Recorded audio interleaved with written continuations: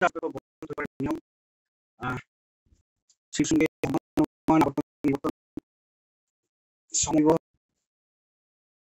এবং সিলোজিজম অর্থাৎ অ্যাকচুয়ালি নিরপেক্ষ নেই, এই যে আমাদের সিলেবাসে ছিল। আর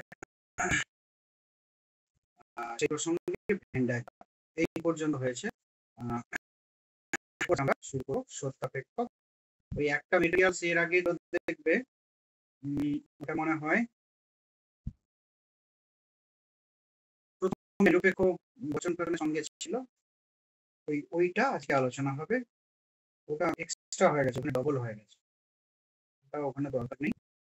তো যাই হোক, আমরা শুরু করি। তার আগে বলি, তোমরা ভেন ডায়াগ্রাম বা নাই বা তোমার তোমার কি বলে বচন, যে বাক্য থেকে বচন তৈরি করা, এটা প্র্যাকটিস করছো তো এদিক থেকে?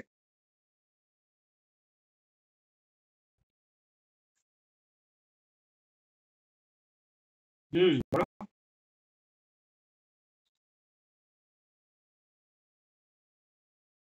হুম,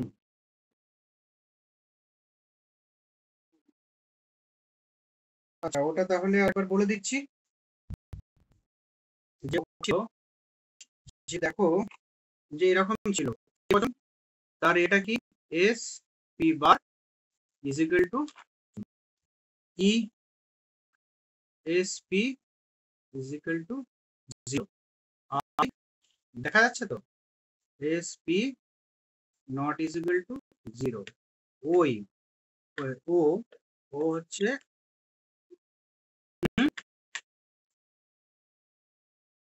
দেখা যাচ্ছে না?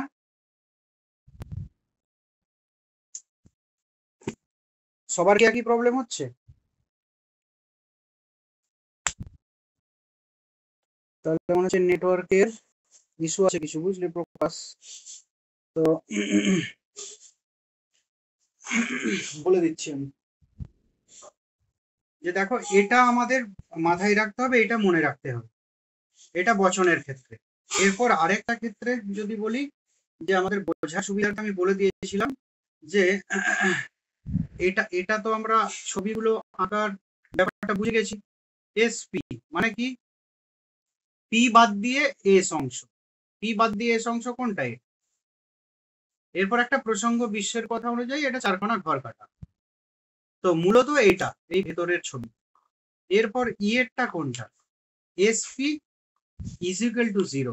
এটা যদি এস হয়, এটা যদি পি হয়, তাহলে এসপি কোথায় থাকবে? এখানটাতে এসও থাকবে, পিও থাকবে। আর আয়ের ক্ষেত্রে সেম এরকমটা হবে, এখানে শুধু কাটা হবে।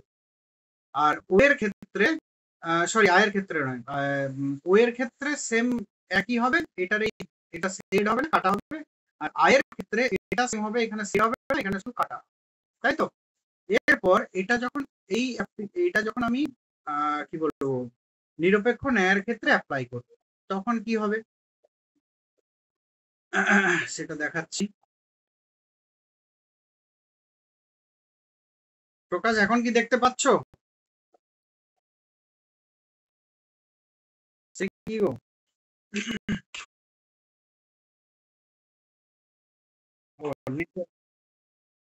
প্রেজেন্টেশনটাও দেখতে পাচ্ছ না? হুম, হুম, হুম, হুম। ব্যাপারটা হচ্ছে যে অনলাইন যে বুকটা আছে, ওটাতে তো ডাইরেক্টলি মানে এত ভালো করে এ করা যাবে না। আমি তবুও একবার চেষ্টা করছি, বুঝেছো?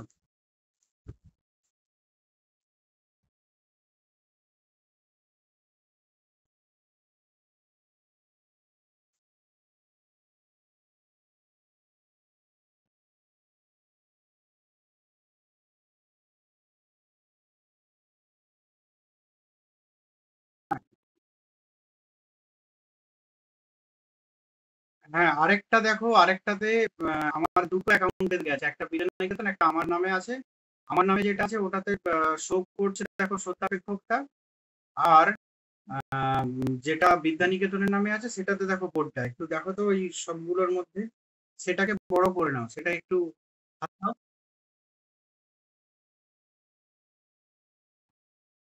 সে কি গো?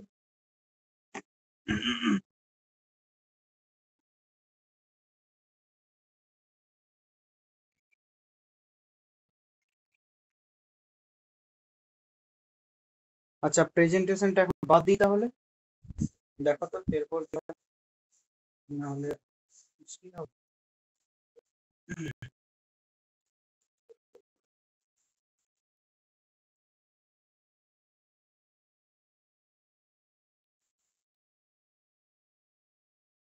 দেখো তো বোর্ডটা আসছে কিনা। আসছে না?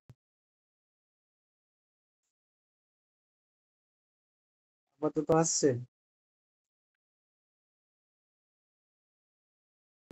দেখো কতক্ষণ হয়। তো আমি যা বলছিলাম যে আমাদের লক্ষ্য রাখতে হবে, এটা হচ্ছে মূল কনসেপ্ট। আমরা তো নিরপেক্ষণে করেছি, সেখানে নিরপেক্ষণের নিয়মটা কি, যে আমরা অন্যভাবে দেখেছি ওটাকে। নিরপেক্ষ ন্যায়ের ক্ষেত্রে যে 10টা নিয়ম সেটা কাজে লাগিয়েছি। একটা ধরো আমি একটা কোনো যুক্তি পেলাম, সেই যুক্তিটাকে টেস্ট করবো, তার জন্য ওই 10টা নিয়ম ওটা মাথায় রাখতে হয়েছিল। কিন্তু ভেন ডায়াগ্রামের ক্ষেত্রে ওই 10টা নিয়মের কোনো প্রয়োজন নেই, অতি সহজে আমি ওটাকে নির্ণয় করে নিতে পারবো। ভেন ডায়াগ্রামে কি আমরা মূলত এ ই আই ও 4টে কেমন ডায়াগ্রাম হবে সেটা আমরা দেখেছি। আরেকটা কি দেখেছি না, এই দিকে বচনের ক্ষেত্রে আমরা দেখেছি কি না, দুটি আশ্রয় বাক্য থাকে এবং সিদ্ধান্ত থাকে। 10টা নিয়ম দিয়ে যদি আমরা ন্যায়কে বৈধতা এবং অবৈধতা বিচার করি, তাহলে সেক্ষেত্রে কি হবে, আমাদের একটা ন্যায় পাওয়ার সঙ্গে সঙ্গে আমাদের এই 10টা নিয়ম মাথায় রাখতে হবে এবং সেইভাবে দেখতে হবে। তারপর যদি বৈধ হয় কোন সংস্থানের বৈধ মূর্তি সেটা। এখানে কি পাচ্ছি, এখানে প্রত্যেকটি বচনের কিছু নির্দিষ্ট বুলীয় ভাষ্য আছে, কিছু মানে নির্দিষ্ট। তো যেমন এ বচনের S P bar is equal to 0, তার আকার গঠন পি বাদ দিয়ে এস যেটা সেটাকে দেখানো হচ্ছে। এইভাবে ই বচনের S P is equal to 0, I বচনের S P not is equal to 0, O বচনের S P bar not is equal to 0। এই হচ্ছে আমার 4টি বচনের বুলীয় ভাষ্য। এরপর এই বুলীয় ভাষ্য দিয়ে সহজেই ভেন ডায়াগ্রাম অঙ্কিত করে আমরা কিন্তু একটি তোমার যুক্তির বৈধতা খুব সহজে নির্ণয় করতে পারি। সেটা কিভাবে হবে, আমরা যুক্তির ক্ষেত্রে তো আগে আকারটা দেখেইছি, যে ধরে রাখো আমি একটা যুক্তি করছি, যে একটা যুক্তি ধরো লেখা আছে, আমি শুধু আকারটা লিখছি, যে এ এর একটা যুক্তি লিখছি, যে এখানে এস অল এস আর পি, এরকম যদি লিখি অল এস আর পি, এস পি এখানে তুমি যা খুশি এখানে ইনপুট করে দাও, পুট করে দাও। তো আর এখানে কি অল এস আর এম, এখানে কি অল পি, এখানে হয়নি, পিও যাবে, এম আর পি। তাহলে দেখো এটা একটা ঠিকঠাক যুক্তি, এখানে এম আর পি এর জায়গায় তুমি লিখে দিতে পারো। তো এরপর এখানে তাহলে একটা স্ট্রাকচার পাই, সেই স্ট্রাকচার অনুযায়ী কিন্তু আমরা বুলীয় ভাষ্য গঠন করে নেব। যে এখানে বুলীয় ভাষ্য, এ বচনের বুলীয় ভাষ্য কি বলো, এ বচনের বলো, প্রকাশ বলো। পি বার, ঠিক আছে, তাহলে আমার এখানে এটা এ বচন হয়েছে, তো প্রধান আশ্রয় বাক্য, অপ্রধান আশ্রয় বাক্য এ বচন, সিদ্ধান্ত এ বচন। তাহলে আমি এটা খুব সহজে বোঝানোর জন্য এটা দিলাম। তাহলে এখানে এটার বুলীয় ভাষ্য এই ক্ষেত্রে কি হবে, প্রধান আশ্রয় বাক্যের বুলীয় ভাষ্য কি হবে বলো।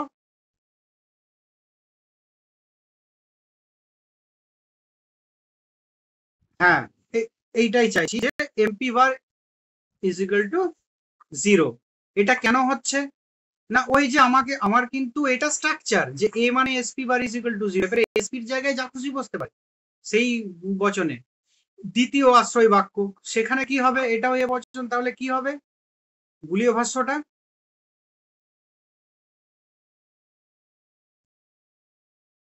বলো বলো বলো, তোমরা বললে তাহলে সুবিধা হবে আরো তোমাদের। মোনালিসা বলো। S M bar, hmm, S M bar equals to 0। একইভাবে এটাও এ বচন আছে, S P bar is equal to 0। প্রকাশ বুঝতে পারলে কি করে বুলীয় ভাষ্যটা হলো। তো তাহলে আমি জাস্ট, হ্যাঁ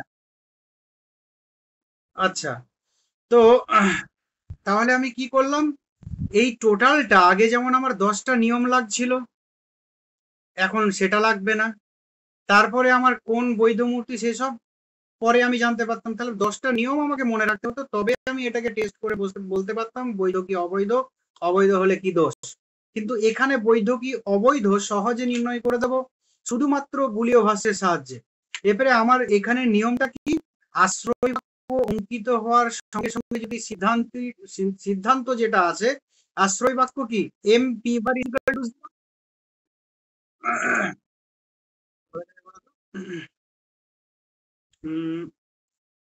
আরেকটা পদ্ধতি অবলম্বন,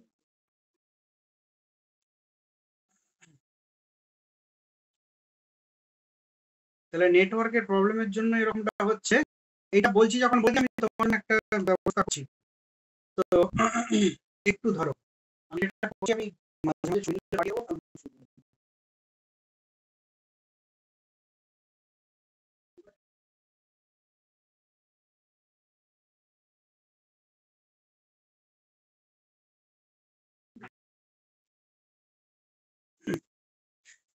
ঠিক আছে, আমি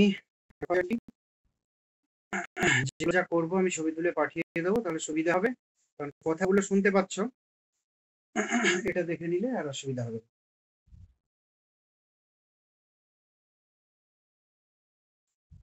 হয়ে গেল।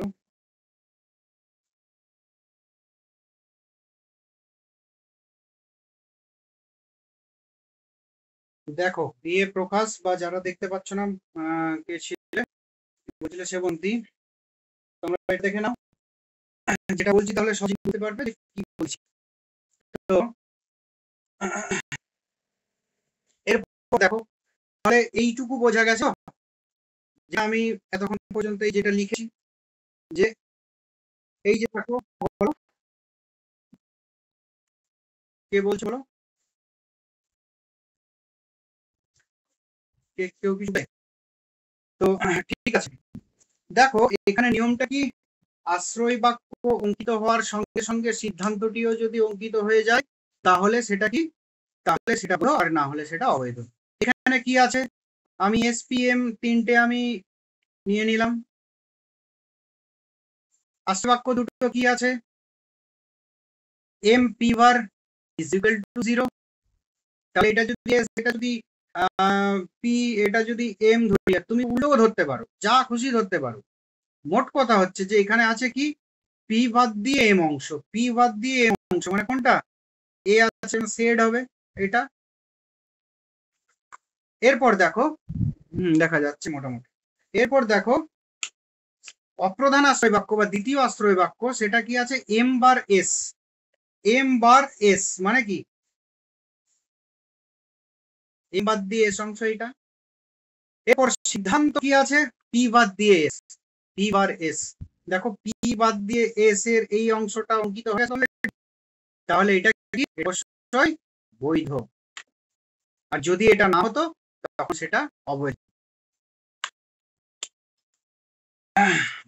এটা কি ইয়ে প্রকাশ ক্লিয়ার হলো কি একটু?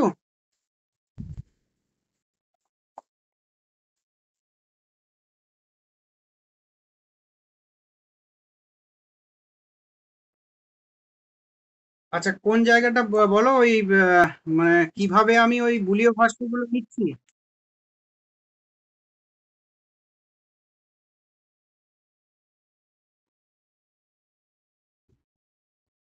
বৈধ অবৈধ নির্ণয় করতে হবে, তুমি ধরো একটা যে কোনো একটা বচন নাও, যে কোনো একটা যুক্তি নাও, আমি যুক্তিটা বলো, যে কোনো একটা যুক্তি তোমার কাছে আছে।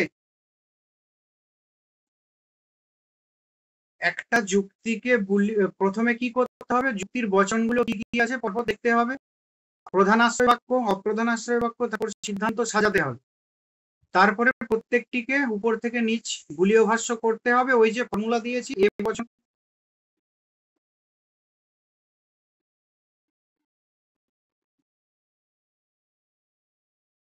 হুম, এটা কি ইয়ে ওটা লাস্টে ওটা সিদ্ধান্ত তো? বলো কোন কোন, হুম হুম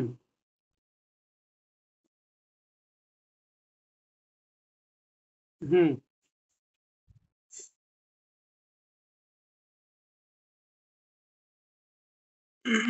আচ্ছা দেখো, অশিক্ষিত অশিক্ষিত আমি এস পেয়ে গেছি। এরপর নয়, নয়, এখানে কোনো কোনো আমি ছোট করে লিখে দিলাম, জাস্ট তোমাকে বোঝানোর জন্য এটা করছি, কোনো কোনো, এটা এস পেয়ে গেলাম। এরপরে বলো সিদ্ধান্ততে এস এর সঙ্গে কি আছে, কোনো কোনো অশিক্ষিত নয়, দার্শনিক না জ্ঞানী, কোনটা?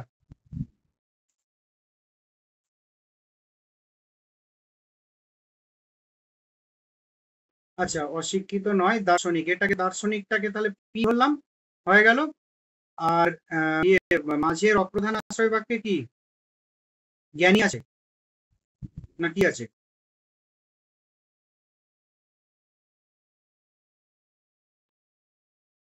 জ্ঞানী, জ্ঞানীটা হচ্ছে এম হবে।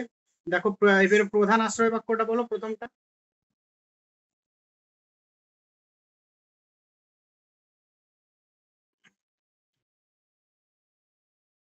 সকল দার্শনিক হয় জ্ঞানী, তাই তো?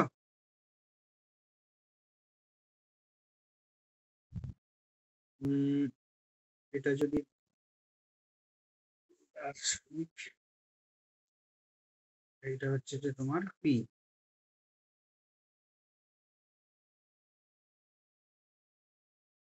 হ্যাঁ ঠিক আছে, তুমি পাঠাও। আহ, আচ্ছা দেখো, পাচ্ছ কিনা দেখতে, তাহলে আমার সুবিধা হয়, কারণ এইভাবে তো ওখানটাই লেখা যাবে না।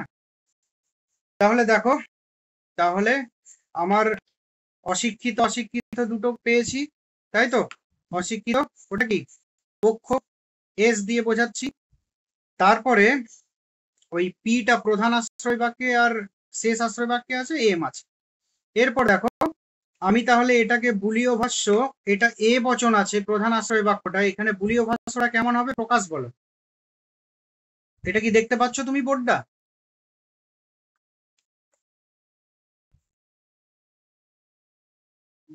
কি করবো গো তোমার জন্য, এটা তো এ করাও যাবে না ওখানে।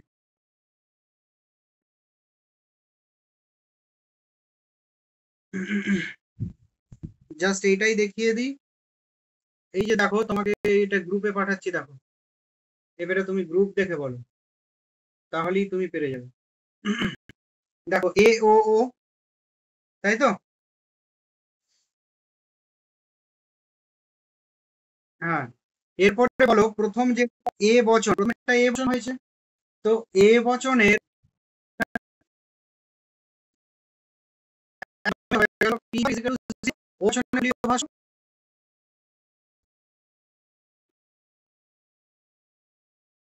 হ্যাঁ, দেখো,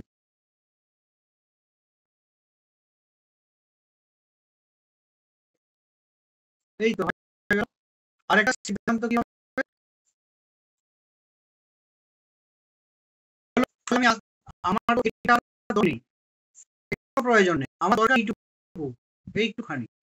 এরপর আমাকে এখানে দেখতে হবে, আমাকে তিনটে এস পি আর এম, তিনটে বৃত্ত নিতে হবে। এরপরই আমাকে দিতে হবে আশ্রয় বাক্যটা একে একে আঁকতে হবে আমার ওখানে। প্রথমে এস এম এবং দুটি আশ্রয় বাক্য আঁকার পর আমাকে দিতে হবে সিদ্ধান্তটি, সিদ্ধান্ততে যা বলা হয়েছে অলরেডি আছে অলরেডি কিনা, যদি অলরেডি অঙ্কিত হয়ে যায় তাহলে যে দিন তাহলে হবে। এরপর আমি এখানে দেখছি এম বার পি, এম বার পি কোনটা, এইটা এ দিয়ে পি, এ বচন। এরপর কি এখানে দিয়েছে M bar S not is equal to 0, M bar S not is equal to 0, M বাদ দিয়ে এস অংশটা, মানে এই অংশটা পুরোটা বোঝাচ্ছে, আর এটা তো অলরেডি একটু সেট হয়ে গেছে। এরপর দেখো এর মাধ্যমে কি সিদ্ধান্তটা হচ্ছে ঠিকঠাক। এরপর আমি পি বার এস, পি বার এস মানে কি এই পুরো জায়গাটাকে বোঝাবে, তাই তো? এই পুরো জায়গাটা, এখানে কি পি বার এস মানে কি পি বাদ দিয়ে এস অংশ, পি বাদ দিয়ে এস অংশ পুরোটা কিন্তু সেভ হবে না, এটা কি হবে, পি বাদ দিয়ে এস অংশ ক্রস হবে, মানে এখানে কোনো কোনো কথা, তাই তো? তাহলে এখানে বেশিরভাগ অঙ্কিত হয়ে আছে, কিন্তু বেশিরভাগটা অঙ্কিত হয়নি, আছে বেশিরভাগ একটু বাকি আছে। তথাপি এখানে যেহেতু বলা হয়েছে সিদ্ধান্তে, এটা যেহেতু তোমার বিশেষ বচনের বিশেষ নট বচনের এখানে ইজ ইকুয়াল টু নয়, নট ইজ ইকুয়াল টু, সেহেতু এটা কিন্তু বৈধ, এটা অবৈধ। কেন না, এখানে কিছু কিছু অবস্থান হতে পারে, কারণ এটা যদি সেট হয়ে যায় এই অংশটা, তাহলে আমার সমস্যা নেই, বাদ দিয়ে এস, এটা কিন্তু সত্য। বোঝা গেল? এরপর আমি এটা আগের দিন বলেছিলাম সেম এই ধরনের একটা দিয়ে, আর যদি সেডের ব্যাপার থাকে, যদি এটা কি বলে সামান্য বচন হয়ে যেত, ধরো এরকমটা হয়ে যেত, এইটা যদি এরকম হয়ে যেত, তাহলে কিন্তু এটা কি হবে, কি হবে, অবৈধ হয়ে যেত। কেন না, এই জায়গাটা সেড তখন, তাই তো? আর সেড হওয়া মানে এই জায়গাটা পুরো পি বাদ দিয়ে এস কে পুরোটা বোঝানো যাচ্ছে না, এইটুকু বোঝানো যাচ্ছে, এটা হচ্ছে না, তাই তো? এরকম যদি আশ্রয় বাক্য তোমার চিত্রিত হওয়ার সঙ্গে সঙ্গে সিদ্ধান্ত চিত্রিত হয়, তাহলে সেটা বৈধ, আর না হলে অবৈধ। এরপর বিশেষ বচনের ক্ষেত্রে তোমার অংশটা কাটা থাকে, তাহলে বাকি অংশটা বাদ গেল, সেটা যদি পুরোটা সেডও হয় তাহলেও সমস্যা নেই, কেননা বাকি অংশটা যেটা পড়ে আছে সেটা কাট, তাহলে টোটালটা মিলিয়েও কিন্তু এটা কাটাই হচ্ছে। কেন না, এটা টোটালটা সেড হচ্ছে না, তাহলে আমার বিশেষ বচনের ক্ষেত্রে এরকম যদি হয়, তাহলে সেই ক্ষেত্রে বৈধ। বোঝা গেল? এরপর আজকে দেখো, আজকের যেটা পড়াবো সেটা হচ্ছে সত্যাপেক্ষ, ওটা আমি এরপর শেয়ার করি। সত্যাপেক্ষকের জন্য কিছু কিছু দরকার, ওই জন্য বোর্ডটা নিয়ে বসেছি, ভালোই দরকার, তোমরাও খাতা পেন নিয়ে বসো সবাই।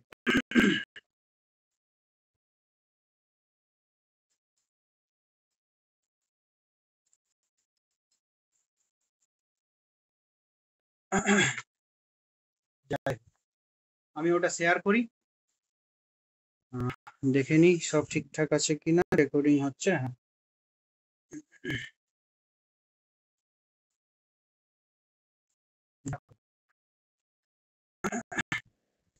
সত্যাপেক্ষক আমরা দেখি এরকম কিছু কথা আমরা শুনেছি, কিছু নেই, পরপর যেটা অবরোহ যুক্তিবিদ্যায় যে যা কিছু আছে, এবং তারপর সাংকেতিক যুক্তিবিদ্যা আস্তে আস্তে আমরা প্রবেশ করব। সেই সাংকেতিক যুক্তিবিদ্যাও কিন্তু সেই অবরোহর মধ্যে পড়ে, আরোহর মধ্যে নয়, তো তার একটা ব্রাঞ্চ।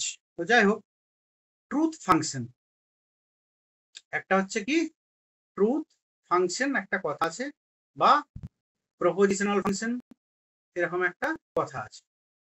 তো সত্যাপেক্ষক বা বচনাপেক্ষক, আমরা এই সব কথাগুলো তো পাই যুক্তিবিজ্ঞানে, তর্কবিজ্ঞানে। তো এখানে পরপর যদি আমরা আলোচনা আস্তে আস্তে এগোই, তাহলে প্রত্যেকটির অর্থ আমরা বুঝতে পারবো, এবং এই প্রসঙ্গে আমাদের অনেক কিছু খুঁটিনাটি বিষয় আসবে। আমাদের প্রথমেই মনে রাখতে হবে যে যুক্তিবিজ্ঞানে বা তর্কবিজ্ঞানে আমাদের কিন্তু বাক্য দুই প্রকার। কি কি বাক্য? একটা হচ্ছে সরল বাক্য, একটা হচ্ছে যৌগিক বাক্য, তাই তো? সরল বাক্য আর যৌগিক বাক্য। তো এই যে সরল বাক্য এবং কি যৌগিক বাক্য, সরল বাক্য কাকে বলবো না, যে বাক্যের কোনো অংশকে আলাদাভাবে বাক্য বলা যায় না, যে বাক্যের কোনো অংশকে আলাদাভাবে বাক্য বলা যায় না, ওই টোটালটা নিয়ে একটি বাক্য, সেটা সরল বাক্য। যৌগিক বাক্যে কি না, একাধিক অংশকে আলাদাভাবে বাক্য বলা যায়, অর্থাৎ একাধিক ক্ষুদ্র ক্ষুদ্র বাক্যের সমন্বয়ে গঠিত যে বাক্য, সেটাকে বলা হচ্ছে যৌগিক বাক্য। আমরা যৌগিক বাক্য নিয়েই অ্যাকচুয়ালি আমাদের বেশিরভাগ কাজটা লজিকের। একদম প্রথমে নিরপেক্ষ ন্যায় করতে গিয়ে আমাদের যে বচনগুলো, সেই ক্ষেত্রে আমাদের সরল বাক্য নিয়ে আমাদের হয়েছে কাজ, বা আমাদের একেবারে প্রথমে বাক্য থেকে বচন করার সময় সরল বাক্য নিয়ে। কিন্তু বেশিরভাগের পরের ক্ষেত্রে সবই কিন্তু যৌগিক বাক্য। যেমন হচ্ছে যৌগিক বাক্য, তাহলে কি একাধিক কি থাকবে, অংশ থাকবে, একাধিক অংশ থাকবে। সেই অংশগুলো কেমন হবে না, সেই অংশগুলো এক একটি বাক্য, তাই তো? একটা বড় বাক্য, অর্থাৎ একটা যৌগিক বাক্য মানে কি, তার একাধিক অংশকে আলাদাভাবে বাক্য বলা যায়। এই বাক্যগুলোকে তাহলে আমরা জুড়বো, যুক্ত করব কিভাবে? এবং, অথবা, এই সকল যোগকে আমরা যুক্ত করব, তাই তো? তো and for, but, তাই তো? তো তোমার ডট, তোমার ভেল, তাই তো? তো এই সকল দিয়ে টিপির ভার্ব, তো এই সকল দিয়ে আমরা কিন্তু বাক্যগুলোকে, একাধিক বাক্য কি করি, আমরা যুক্ত করি। তারপর কি করি না, সেই যুক্ত করে সেগুলোকে, সরল বাক্যগুলোকে যুক্ত করে আমরা যৌগিক বাক্য পাই, তাই তো? তো এরপর আমার যেটা এখানে মূল আলোচ্য বিষয়, তাহলে বাক্য এবং শতমূলের সম্পর্ক কি? যে বচন বলছি, কি বলে, ন্যায় বা যুক্তি। যুক্তি কি সত্য মিথ্যা হতে পারে?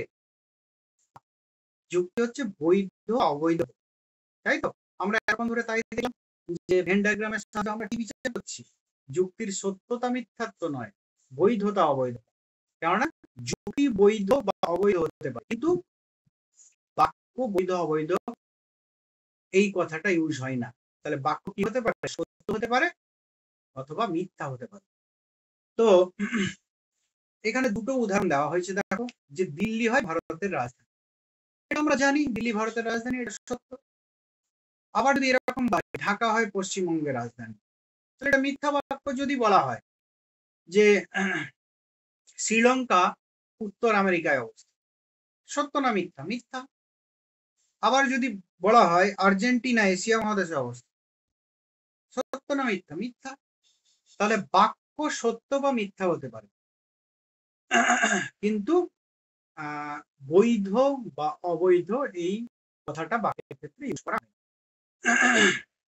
এরপর প্রশ্ন হলো, আমি তাহলে প্রথমে আলোচনা করেছিলাম সরল বাক্য, তারপর আলোচনা করলাম যৌগিক বাক্য। তাহলে সরল বাক্য এবং যৌগিক বাক্যের মধ্যে পার্থক্য কি, এবং সেই পার্থক্য আলোচনা করা হয়েছে। কিন্তু এখানে যেটা আলোচনার প্রশ্ন, যে তাহলে সরল বাক্যের সত্য মূল্য থাকে, সত্য হবে বা মিথ্যা হবে।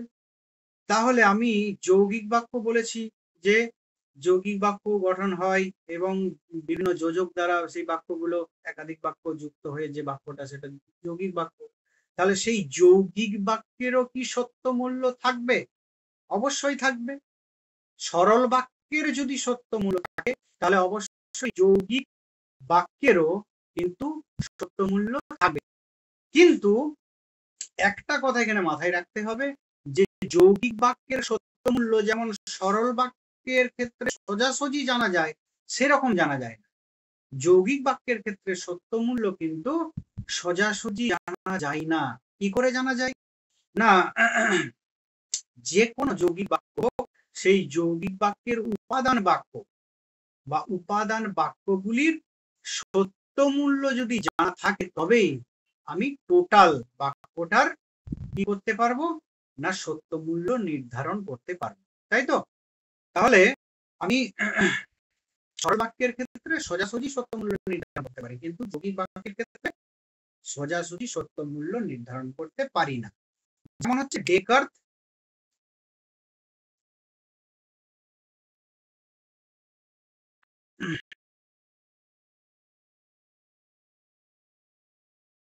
একজন দার্শনিক এবং গাণিতিক।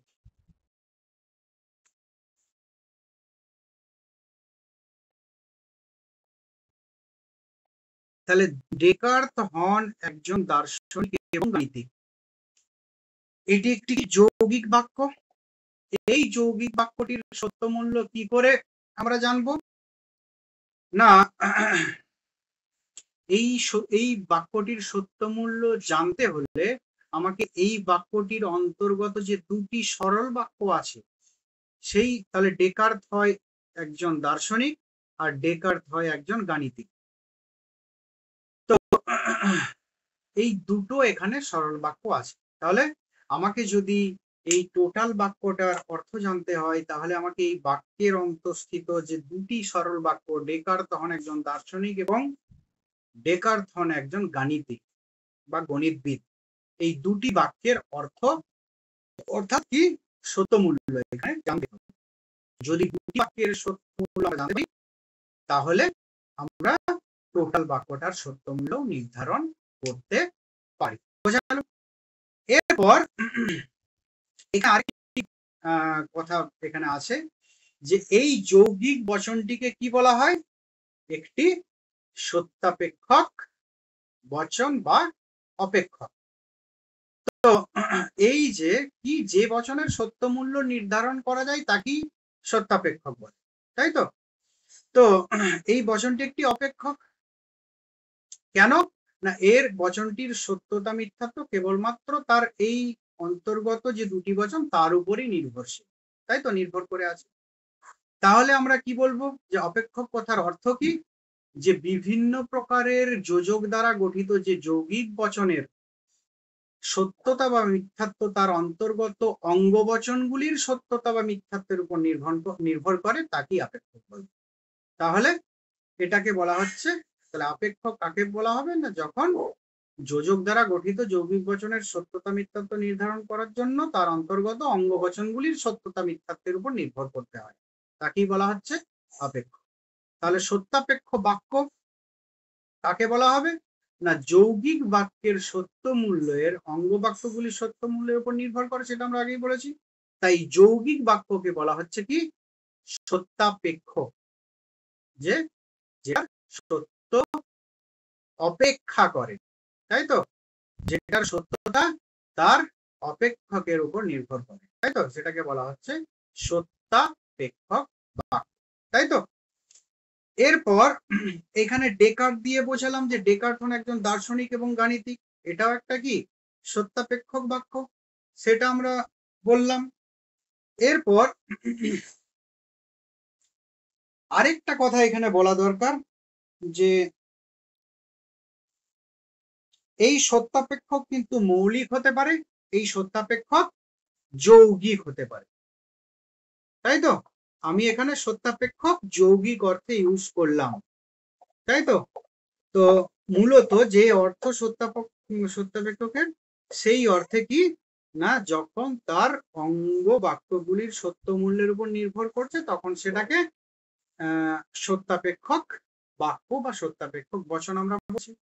কিন্তু সত্যাপেক্ষক বাক্য সেটা মৌলিক হতে পারে আবার যৌগিক হতে পারে। মৌলিক কোন ক্ষেত্রে সেটা আমাদের জানতে হবে। মৌলিক সত্যাপেক্ষক মানে শুধুমাত্র একটি সত্য মূল্যের উপর নির্ভর করে তার সত্যতা নির্ধারণ করা হচ্ছে তখন। যেমন ধরো পি একটা বচন বা বাক্য, এই নেগেশন পি এটাও কিন্তু সত্যাপেক্ষক, কেননা এই টোটালটার সত্য মূল্য এখানে নেগেশনের উপর নির্ভর করছে, তাই তো? পি এর উপরও নির্ভর করছে, শুধু পি এর উপরও নয়, শুধু কার্লের উপরও নয়, এই দুটোর উপরই নির্ভর করছে, তাই তো?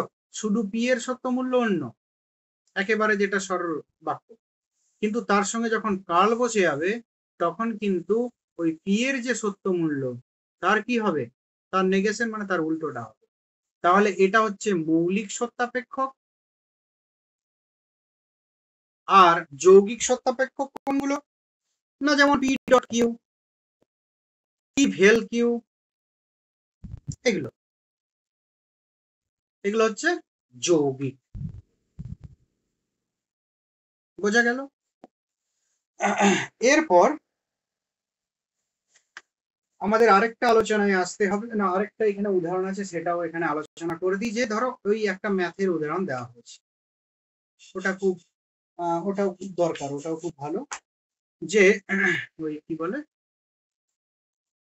পি সমান, যে সাধারণ অর্থে আমি এই আমাদের দার্শনিক আলোচনায় যুক্তিবিজ্ঞানের আলোচনায় যে সকল, সেই অর্থে নয়, আমরা ছোটবেলায় মাধ্যমিকে যে সকলগুলো পড়েছি সেই সকল অর্থে, যে পি সমান কি আমরা এক্স দিয়ে অঙ্ক করতাম। তো 3q মানে কি 3 × q + 1, তাই তো? তো এই টোটালটার উপর নির্ভর করছে পি এর মান, তাই তো? তো সত্যাপেক্ষকের ক্ষেত্রে কিন্তু আমাদের সত্যাপেক্ষক বাক্যের ক্ষেত্রে এই সেম জিনিসটাই হয়, যে টোটালটাকে যদি আমরা একটা বাক্য ধরি তাহলে এই টোটাল বাক্যটার যে সত্য মূল্য সেটা হচ্ছে, সেটার উপর নির্ভর করছে পি এর সত্য। সেটা সত্য হয় তাহলে পি সত্য হবে, সেটা যদি মিথ্যা হয় পি মিথ্যা হবে। বোঝা গেল? এরপর 3 ইন্টু 3 যদি বসিয়ে দিই 1, তাহলে সমান কত? 10। তাহলে আমি যদি বলি পি সমান তাহলে 10, তাহলে দেখো পি এর মূল্যটা কার উপর নির্ভর করলো? এই টোটালটার উপর, টোটালটার সত্য মূল্যের উপর, তাই তো? এটাই হচ্ছে সত্যাপেক্ষক বাক্যের মূল কথা। এরপর এই সত্যাপেক্ষক প্রসঙ্গে আমাদের কিছু শব্দ আসে, যে গ্রাহক, প্রতীক, ধ্রুবক, মানক, কোয়ান্টিফিকেশনের ক্ষেত্রে মানক। আর আমরা এর আগে পরিমাণকের কথা তো আমরা পেয়েইছি, তাই না? ওই পরিমাণকটাকেই যখন আমরা কোয়ান্টিফায়ার দিয়ে লিখছি, আমরা X Y E X all X some X আর কি, তখন সেটা কোয়ান্টিফায়ার হয়ে যাচ্ছে। এরপর আরো কিছু আমাদের বিষয় আছে, যে প্রতীক, ধ্রুবক, গ্রাহক, তাই তো? তো দেখো এই যে প্রতীক, তাই তো? তো প্রতীক কি? আমরা দেখবে এই প্রতীক, গ্রাহক, ধ্রুবক যখন আমরা বিশেষে আমরা কোনো একটা বাক্য থেকে সেটাকে সিম্বলাইজ করি, সিম্বলাইজেশনের সময় আমাদের এই সবগুলো বেশি ব্যবহার।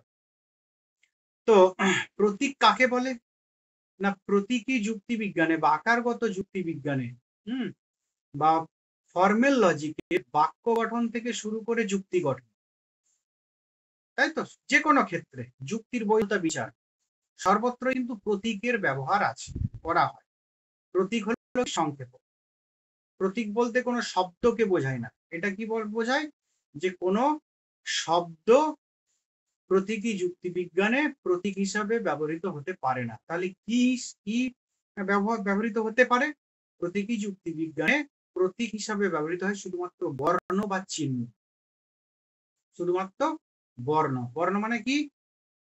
এ বি সি ডি এবং চিহ্ন, তাই তো?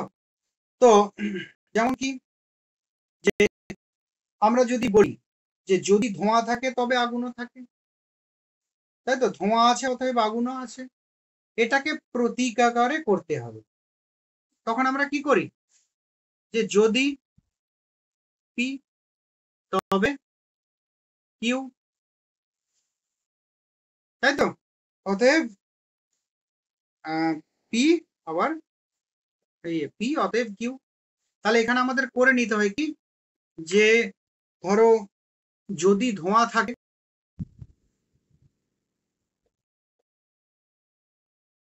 পি সমান ধোঁয়া থাকে, কিউ সমান আগুন থাকে।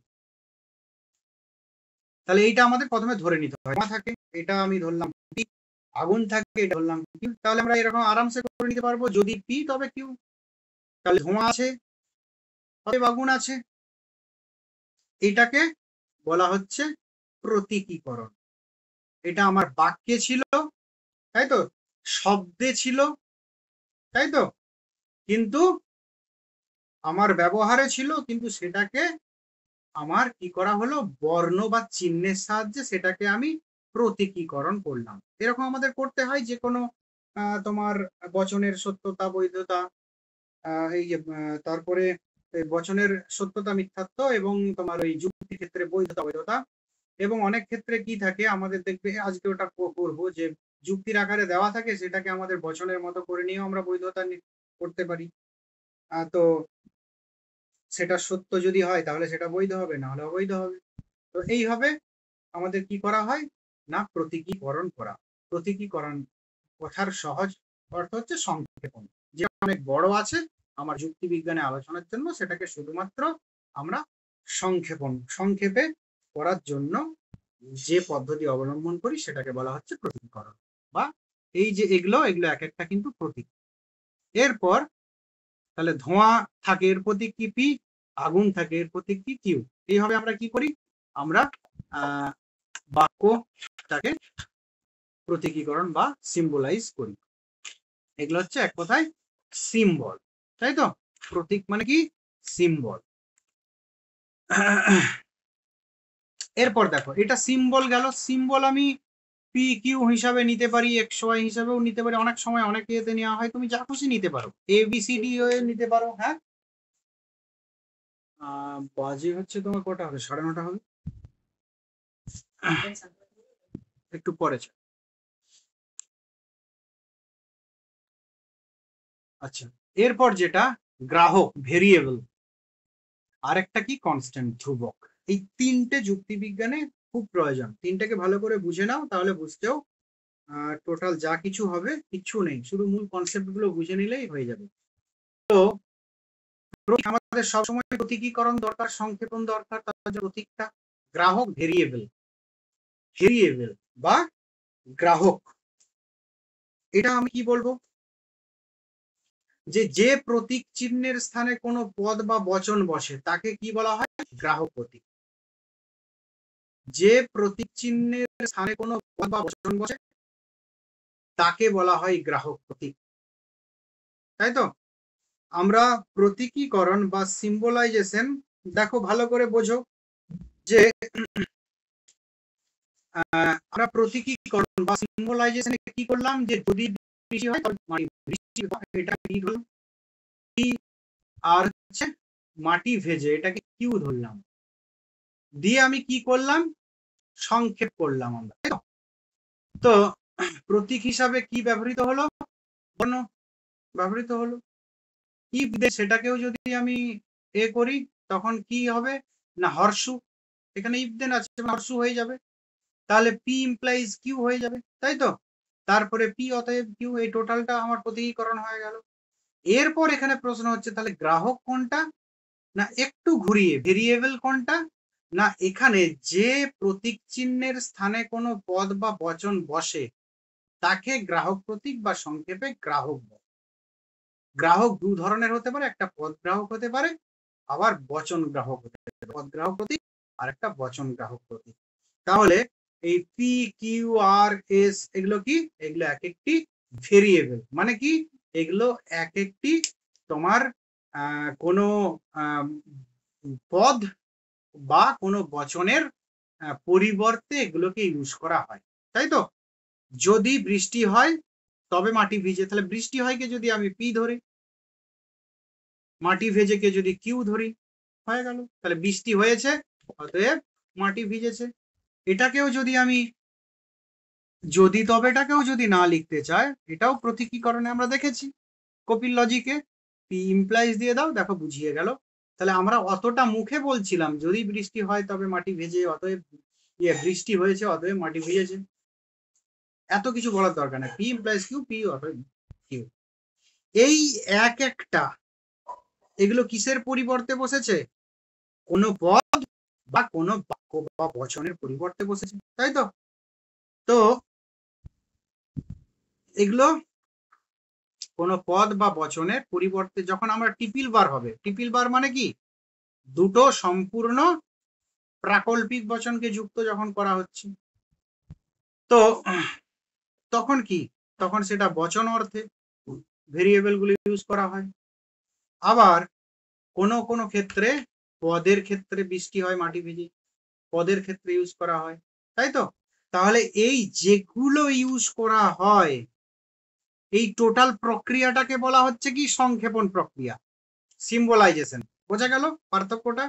টোটাল প্রক্রিয়াটাকে আমি একটা আমার যেটা বিস্তৃত বাক্য ছিল সেখান থেকে আমি এরকম প্রতীকীকরণ করলাম বা সিম্বলাইজেশন করলাম, কিন্তু প্রতীকীকরণ করার সময় যে সকল আমি এই যে ইত্যাদি নিলাম এগুলো হচ্ছে এক একটি গ্রাহক বা ভেরিয়েবল। বোঝা গেল? তাহলে প্রতীকীকরণ বা সিম্বলাইজেশনের সঙ্গে ভেরিয়েবলের পার্থক্য অনেকে গুলিয়ে যেতে পারে, ওই জন্য এই টোটালটা হচ্ছে কি সিম্বলাইজেশন, আর এই যে পি কিউ এগুলো হচ্ছে কি এক একটি ভেরিয়েবল, কেননা এগুলো এক একটি বচন বা বাক্যের পরিবর্তে বসেছে, তাই তো? এরপর দেখো তাহলে পদ গ্রাহক এবং বাক্য বা বচন গ্রাহক দু ধরনের হতে পারে গ্রাহক, সেটা বলা হলো, তাই তো? এরপর যেটা সেটা কি না, ধ্রুবক। দেখবে ধ্রুবক এই কথাটাও কিন্তু যুক্তিবিজ্ঞানে কি হয় না ইউজ করা হয়। তাহলে ধ্রুবক কোনটা, ধ্রুবক কাকে বলবো না, ধ্রুবক হচ্ছে যে এই এবং, অথবা, যদি, তবে, এই সকল শব্দ তো আমরা দেখি, আমরা এই কি বলে লজিকের ক্ষেত্রে, যুক্তিবিজ্ঞানের ক্ষেত্রে আমরা, এবং এই সকল পরিবর্তে কিন্তু আমাদের ধরো একটা কথাতে আছে যে এবং, অথবা, যদি, সেটা থেকে যখন আমি সংক্ষেপণ করছি অর্থাৎ প্রতীকীকরণ করছি বা সিম্বলাইজেশন করছি, তার জন্য শুধুমাত্র তো গ্রাহক থাকলে হবে না, আমার ধ্রুবকেরও প্রয়োজন হয়। এই যে এটা হচ্ছে কি ধ্রুবক। দেখো আমি এই পর্যন্ত কথা বলেছিলাম যে টোটাল প্রক্রিয়াটা বলেছিলাম সিম্বলাইজেশন, সেটা প্রতীকীকরণ, তাই তো? এই টোটালটা হলো ওই যে টোটাল যুক্তিটা, তার প্রতীক। এরপর এখানে যেগুলো ইউজ করা হয়েছে পি কিউ, কি বললাম, এগুলো এক একটি ভেরিয়েবল বা গ্রাহক। সেই গ্রাহক দুটো ভেদে হতে পারে, একটা পদ গ্রাহক হতে পারে, আরেকটা বাক্য বা বচন গ্রাহক হতে পারে, এটা বললাম। এরপর দেখো এখনো এই হর্ষু যেটা বসিয়েছিলাম যদি তবের পরিবর্তে, সেইটার কথা এখনো বলিনি, সেটা হচ্ছে ধ্রুবক, যে আমরা সিম্বলাইজেশনের সময় যেগুলো আমাদের কথাতে থাকে ওই অ্যান্ড, অর, বাট ইত্যাদি, বা ইফ দেন, তো এই সকলগুলোর পরিবর্তে আমরা যেগুলো ইউজ করি, যে সিম্বলগুলো ইউজ করি, যে চিহ্নগুলো ইউজ করি, সেগুলোকে বলা হচ্ছে ধ্রুবক বা কনস্ট্যান্ট, তাই তো? বোঝা গেল? তাহলে আমি এখানে কি, এখানে যে আমি উদাহরণটা এতক্ষণ লিখলাম সেখানে কি হর্ষু হচ্ছে ধ্রুবক, আর এখানে একটা উদাহরণ আছে, দেখো তোমাদের যে মেটেরিয়ালস, যে শঙ্কু বাবু আসবে অথবা মনোজ বাবু আসবে, হয় অথবা নয় নতুবা, তাই তো? তো এই অর্থ তাহলে হয় অথবা বা নয় নতুবা, এই দিয়ে যদি তোমার বাক্য থাকে তখন সেটা কি বাক্য? বৈকল্পিক বাক্য, তাই তো? যদি তবে, তো এই যে বৈকল্পিক বাক্য, এখানে কি আছে, প্রথমে আছে শঙ্কুবাবু আসবে, তারপরে আছে অথবা, তারপর আছে মনোজ বাবু আসবে। তাহলে এখানে শঙ্কুবাবু আসবে, এটা হচ্ছে পি ধরা হয়েছে, তাহলে এটা হচ্ছে গ্রাহক, তাই তো? দেখা যাচ্ছে তো এই যে পিটা। আর মনোজ বাবু আসবে, ধরা হয়েছে কিউ, আর এই মাঝে যেটা অথবা মানে ভেল, আমরা জানি এই যে ভেল, এটা হচ্ছে ধ্রুবক। তাহলে ডট, ভেল, তারপর তোমার হর্ষু, তারপরে তোমার কি বলে টিপির বার, এগুলো সব এক একটি কিন্তু ধ্রুবক, তাই তো? তো এরপর আমাদের এখানে কত ধরনের তোমার বচন হতে পারে কি অনুযায়ী, না আমাদের কিন্তু এটা ধ্রুবক অনুযায়ী এক একটি বচন, নিষেধক বচন, সংযোগিক বচন, তারপরে কি বৈকল্পিক বচন, তারপর কি প্রাকল্পিক বচন, তারপর কি না দ্বিপ্রাকল্পিক বচন বা বিকল্প বচন, তাই তো? এই 5 ধরনের বচন আমাদের আছে, সেই সম্পর্কে এই 5 ধরনের বচন সম্পর্কে আলোচনাটা দেখবে এই নিরপেক্ষ বচনের লাস্টে বা কথা একটা ছিল, অমতম অনুমানের লাস্টে। তো একই আলোচনা এই পর্যন্ত বোঝা গেল প্রতীক, গ্রাহক এবং ধ্রুবক। আচ্ছা, এখানে কে কে আছো বলো তো একটু, সেবন্তী বলো তো ধ্রুবক কাকে বলে?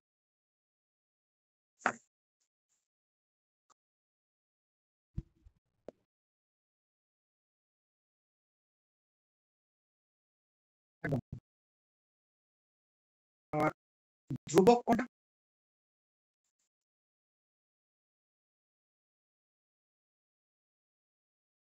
একদম।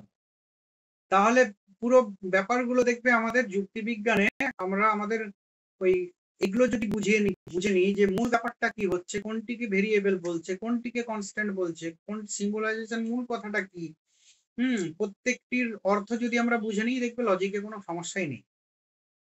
তো এরপর দেখো যেটা আমাদের তাহলে বচন, যে প্রথম যেটা নিষেধক বচন, কি অনুসারে এই বচনগুলো, না এখানে কিন্তু এই ধ্রুবক অনুসারে বচনগুলো, ধ্রুবক কত প্রকার, ধ্রুবক কত প্রকার,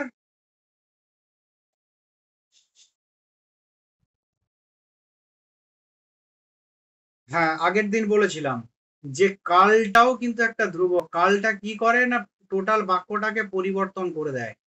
আগের দিন দেখবে এই প্রসঙ্গে একটা কথা এসেছিল, 4 প্রকার নয়, এটা হচ্ছে 5 প্রকার। কেননা এই কালটাও কিন্তু একটি ধ্রুবক।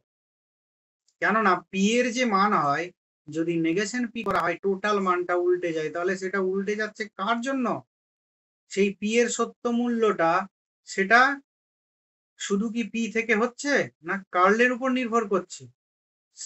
সেম ঠিক একইভাবে পি ডট কিউ, এখানে পি ডট কিউ এর সত্য মূল্য আর পি ভেল কিউ, তাহলে পি ডট এবং পি ডট কিউ এবং পি ভেল কিউ এই দুটোর পার্থক্যের কারণ কি ডট আর ভেলের। তাহলে কি না ধ্রুবক যেমন 5 প্রকার, বা আমরা কি বলবো যোজকও বলতে পারি, যে এই যোজক এটা যেমন 5 প্রকার বা ধ্রুবক 5 প্রকার, সেরকম আমরা কি বলবো যে এই অনুযায়ী আমাদের যে তোমার বচন, অর্থাৎ কি কি বচন হবে, সত্তাপেক্ষক বচন। মনে থাকবে, কেননা প্রথমেই আমরা যা আলোচনা করছি সত্তাপেক্ষক নিয়ে। তাহলে সত্তাপেক্ষক কেন আরেকবার বলি, যে যে বচনের টোটালটার সত্য মূল্য সরাসরি জানতে পারি না, তার অন্তর্গত যে সকল বচন যা কিছু আছে তার উপর নির্ভর করে তার সত্য মূল্য জানলে পরেই আমি টোটাল বাক্যটার সত্য মূল্য জানতে পারি, তাই তো। তাহলে আমার সত্তাপেক্ষক বাক্য কত প্রকার, এরকমও কোশ্চেন আসতে পারে। একটা বা বচন কত প্রকার, বাক্য বচন একই ব্যাপার, এখানে অনেক অর্থেই কপির বইয়েতেও সেই বাক্য বচন পার্থক্য করা হয়েছে, সবই ঠিক আছে, কিন্তু অনেক স্থানেই বাক্য বচন বাক্য বা বচন একই অর্থে ইউজ করা হয়েছে। তো নিষেধক বচন কি, আরেকটা সংযোগিক, আরেকটা বৈকল্পিক, আরেকটা প্রাকল্পিক, আরেকটা দ্বিকল্প বা দ্বিপ্রাকল্পিক বচন, বোঝা গেছে।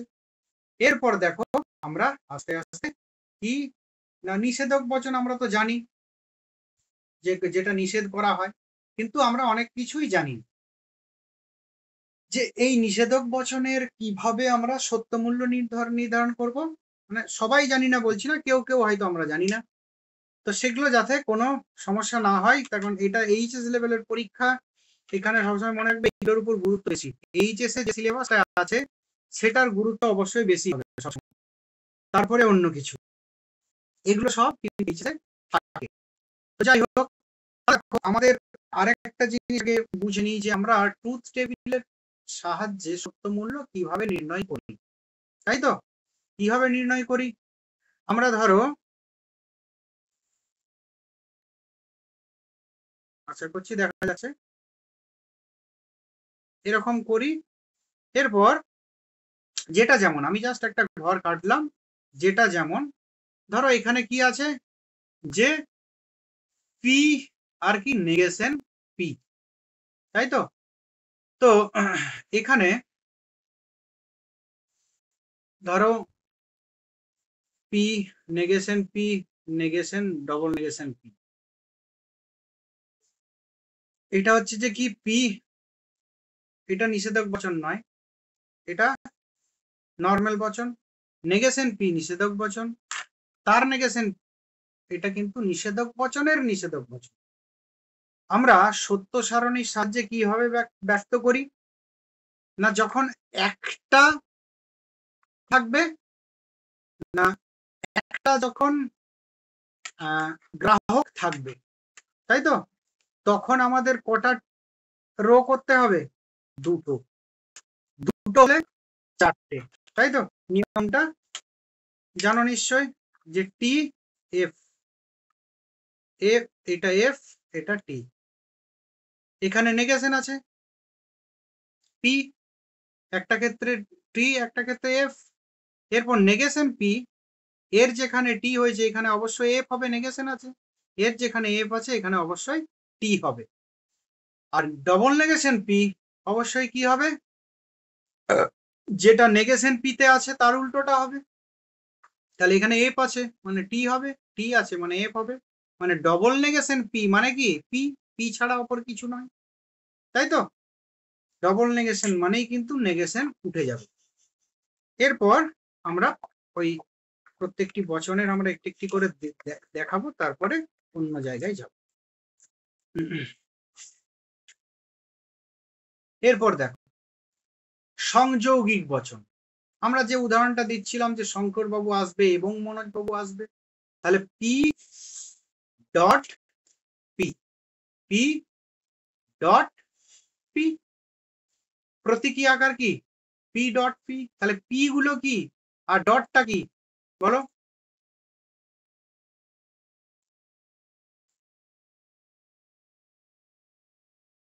পি গুলো হচ্ছে গ্রাহক, এগুলো কি কি গ্রাহক?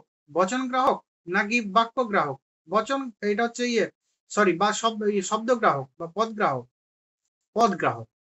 সেই শঙ্কুবাবু আসবে,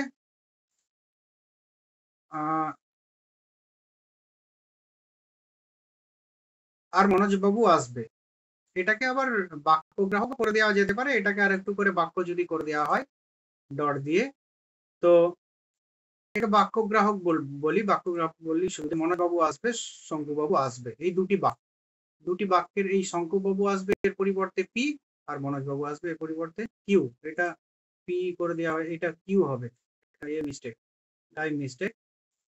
তো তাহলে কি হবে, আর এখানে এবং আছে তাহলে ডট, তাহলে পি ডট কিউ, পি গুলো হচ্ছে গ্রাহক আর ডটটা হচ্ছে ধ্রুবক। তো এরপর যেটা যে তাহলে পি ডট পি এর আমরা অর্থাৎ সংযোগিক বচনের সত্য মূল্য কি করে নির্ণয় করব, তাই তো? একটা হচ্ছে নির্দেশক স্তম্ভ, একটা ফল স্তম্ভ। তো তাহলে একটা যদি গ্রাহক থাকে সেই ক্ষেত্রে আমি বলেছিলাম কি,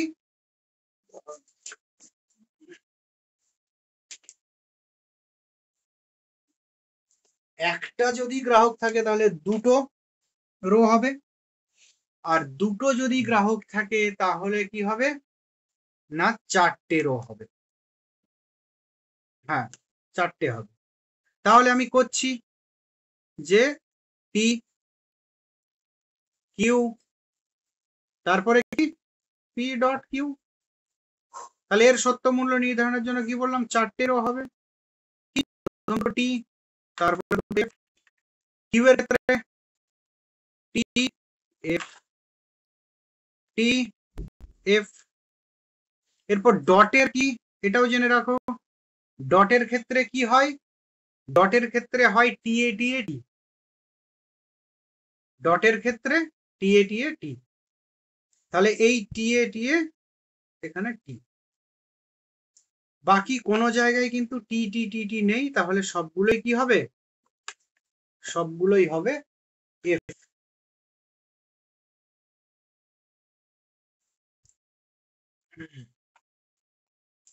বোঝা গেছে? তাহলে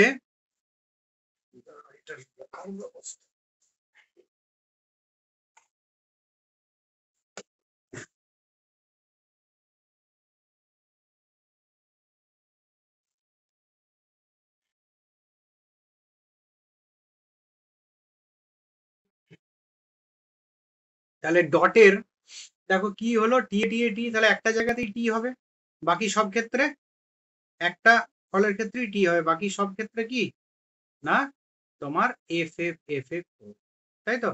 তো এর সত্য মূল্য কি হবে,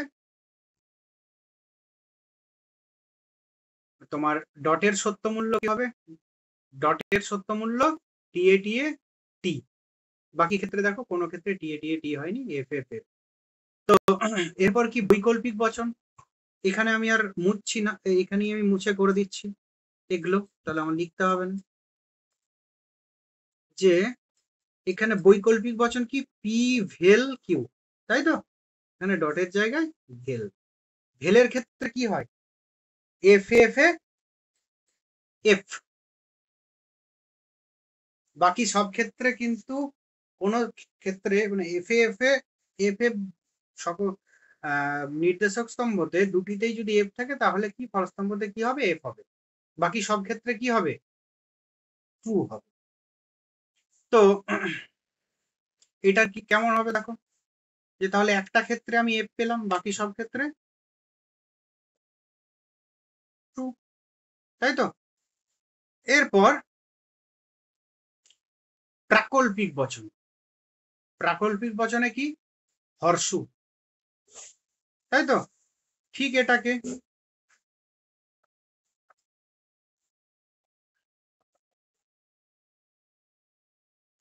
যদি আমি প্রাকল্পিক বচন হয় তাহলে আমার করতে হবে কি হর্ষু, তাই তো। হর্ষুর ক্ষেত্রে কি হয় না টি এফ এ এফ, টি এফ এ এফ।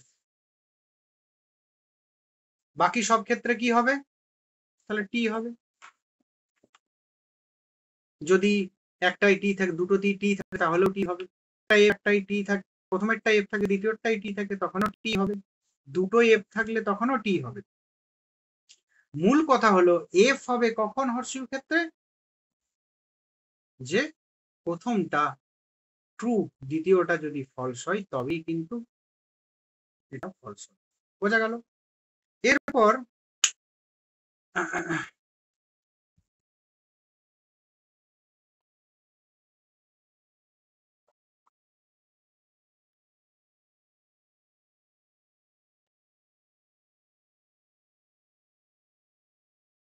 এরপর আছে বিকল্প। তো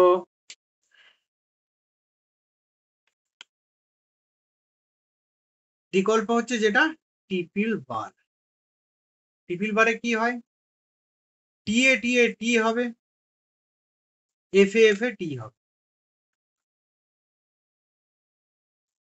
এই দুটি ক্ষেত্রে যদি দুটিতেই টি থাকে তাহলেও টি হবে, আর দুটিতে যদি এফ থাকে তাহলেও টি হবে, টি হবে। বাকিগুলোতে যে কোনো ক্ষেত্রে এফ হবে।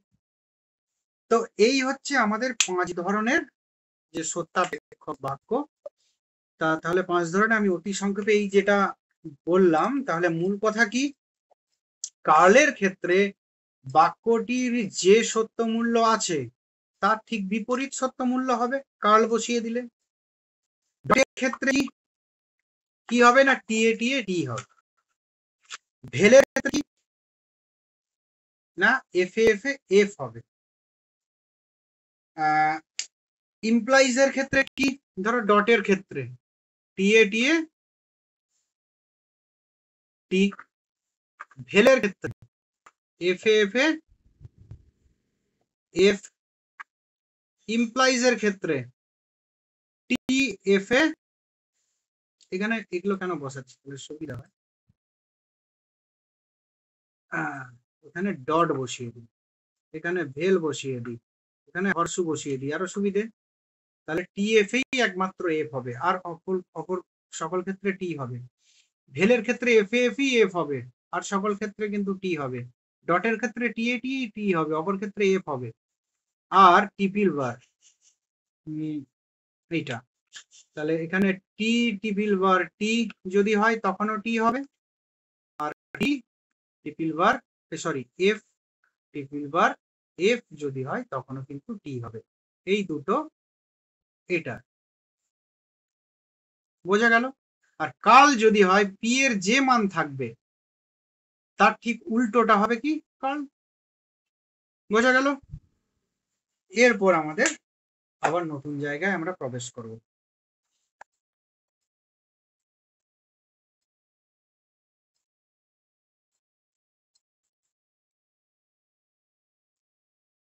এই পর্যন্ত সবার ঠিক আছে তো, বলো তো।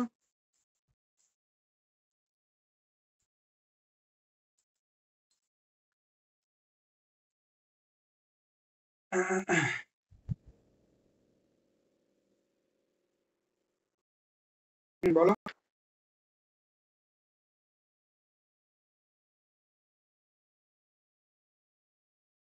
কাল হচ্ছে যদি ধরো রামবাবু আসবে, তাই তো। এটা কাল মানে হচ্ছে নেগেশন, সহজ কথায় কাল মানে টোটালটার নেগেশন। ধরো রামবাবু আসবে,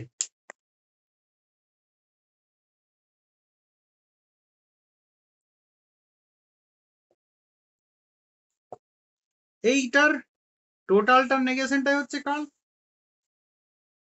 তাই তো? মানে রামবাবু আসবে না, এটার সঙ্গে না বসিয়ে দাও, বোঝা গেল? তাহলে পি এর মান যদি সত্য হয় তাহলে নেগেশন পি সমান কি হবে? মিথ্যা। পি এর মান ধরো মিথ্যা যদি হয় তাহলে নেগেশন পি কি হবে? সত্য। মানে এটার বলার অর্থ হচ্ছে যে টোটাল অর্থটাকে কি করে, কাল বদলে দেয়, ওই জন্য কালটাকেও একটা কি সত্যাপেক্ষক হিসাবে মানা হচ্ছে, তাই তো? সত্যাপেক্ষক যোজক। এরপর দেখো যে তাহলে আমরা মূল কনসেপ্টটা আমরা জানলাম যে এখানে গ্রাহক, প্রতীক, মানক, যোজক ইত্যাদি ব্যাপারগুলো আমরা জানলাম।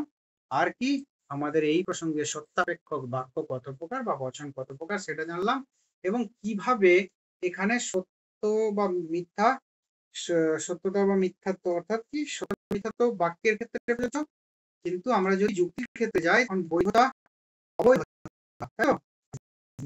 বাক্যের ক্ষেত্রে যাই তখন সত্য মিথ্যা, তিন ধরনের সত্য মিথ্যা, আর একটা হচ্ছে তিন ধরনের কি বাক্যের সত্য।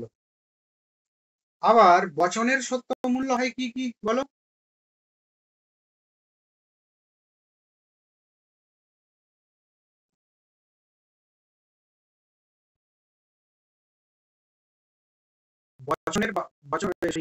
যুক্তির সত্য মূল্য কি হয়? বচনে ভুল বললাম, বাক্য বা বচনের সত্য মূল্য হয় তিন ভাবে: শতসত্য, শতমিথ্যা, আরেকটা কি আপত্তিক বা পরত শব্দ। তো যুক্তির ক্ষেত্রে কি হয়? যুক্তির ক্ষেত্রে বলো। এটাই জানতে চাইছি যে যুক্তির ক্ষেত্রে তাহলে হবে বৈধ বা অবৈধ। শতসত্য, শতমিথ্যা, আপত্তিক বা পরত শব্দ এই কথাগুলো যুক্তির ক্ষেত্রে ব্যবহার করা যাবে না, এগুলো বচনের বা বাক্যের ক্ষেত্রে। তাহলে এই যে সত্য সারণী, এই সত্য সারণীর যে প্রক্রিয়া সেটাও বললাম যে একটা যদি ভেরিয়েবল থাকে সেক্ষেত্রে কি হবে, আমার দুটো তোমার ইয়ে করতে হবে, তোমার সারণী যদি দুটো ভেরিয়েবল থাকে, 2 দুগুণে 4, বলো বলো কিছু বলছো? হুম, এই যে দেখো, হ্যাঁ দুটো রো হবে, দুটো সারণী হবে, তাই তো? তো আর যদি দুটো ভেরিয়েবল থাকে তাহলে 4টে হবে, যদি 3টে ভেরিয়েবল থাকে তখন কি হবে? 3 ত্রিকে হ্যাঁ 8টা হবে, 3 ত্রিকে 9 হবে, 8টা হবে। আরেকটা হচ্ছে যদি 4টে থাকে 16টা হবে। এইভাবে যে 2 দুগুণে 4, 4 দুগুণে 8, 8 দুগুণে 16, এইভাবে বাড়তে থাকে। তাহলে আমার এখানে, তাহলে আমি কতগুলো কথা বললাম যে ভেরিয়েবল কটা থাকলে সারণী কটা হবে, একটা থাকলে দুটো হবে, দুটো থাকলে 4টা হবে, 3টে থাকলে 8টা হবে, 4টে থাকলে 16টা হবে, এইভাবে এগোবে।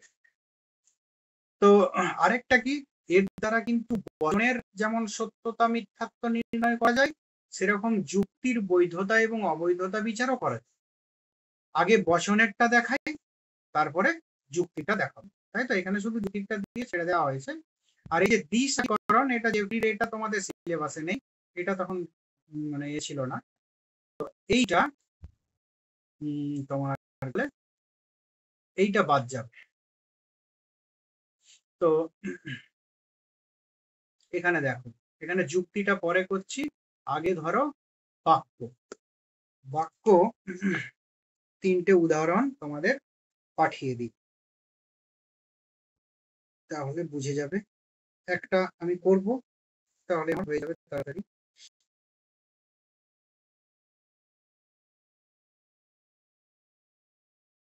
বোর্ড দেখা যাচ্ছে মোটামুটি?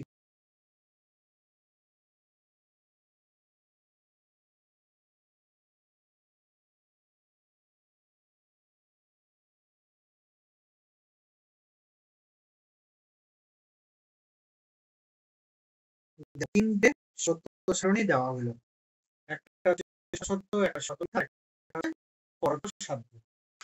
একটু চেক করে নিই ঠিকঠাক হচ্ছে কিনা। হচ্ছে।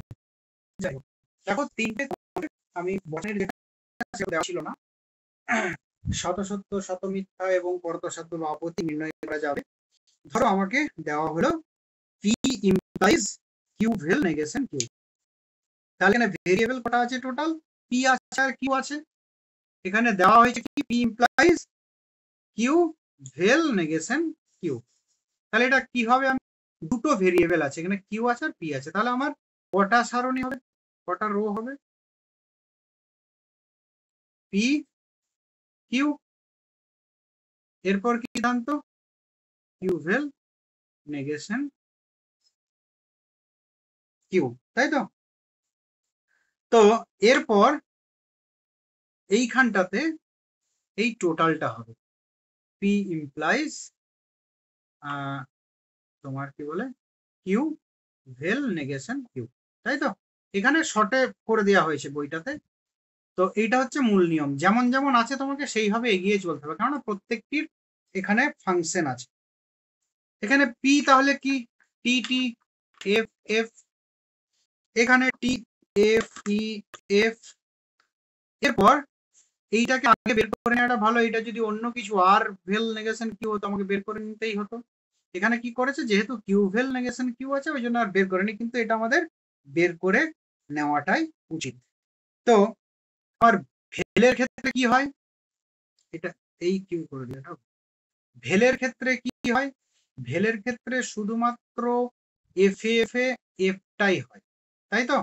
তাহলে এখানে কিউ ভেল নেগেশন কিউ মানটা কি হবে না, এখানে যেমন টি আছে টি এফ টি এফ, এখানে কি এফ টি এফ টি। এরপর তাহলে ভেলে ক্ষেত্রে কি হয়? শুধুমাত্র এফ এফ এফ হয়। দেখো কোনো ক্ষেত্রেই দুটোতেই এফ নেই, তার জন্য সবগুলোই টি। এরপর তাহলে আমি এই পি এর মান পেয়েছি এখানে, আর এটাও আমি পেয়ে গেলাম, এই যে এইটা। তাহলে এইটার মধ্যে দেখতে হবে, তাহলে এখানে পি এর মান, এখানে এইটার মান। যে এখানে আছে ইমপ্লাইজ, ইমপ্লাইজে কি আছে, কি হয় না টি এফ এফ হয়, কিন্তু এখানে টি এখানে এফ কোন জায়গায় আছে? দেখো প্রথমটাই, প্রথমে টি তারপরে দ্বিতীয়টাতে এফ কোনো জায়গায় নেই, তার জন্য টোটালটাই কি হচ্ছে টি টি টি টি। বোঝা গেল তো? তাহলে এই বাক্যটি কি সত্য বাক্য, তাই তো? বোঝা গেল? এরপর কোনগুলো সেম, একই, এর মধ্যে কোনো পার্থক্য নেই। অন্যবার করতে হবে না তো, একই সব। টেবিলটার প্রক্রিয়াটা বুঝতে পারলে তো, কিভাবে সত্য সারণী করা হচ্ছে, কিভাবে মানগুলো ধরা হচ্ছে? বলো কেউ।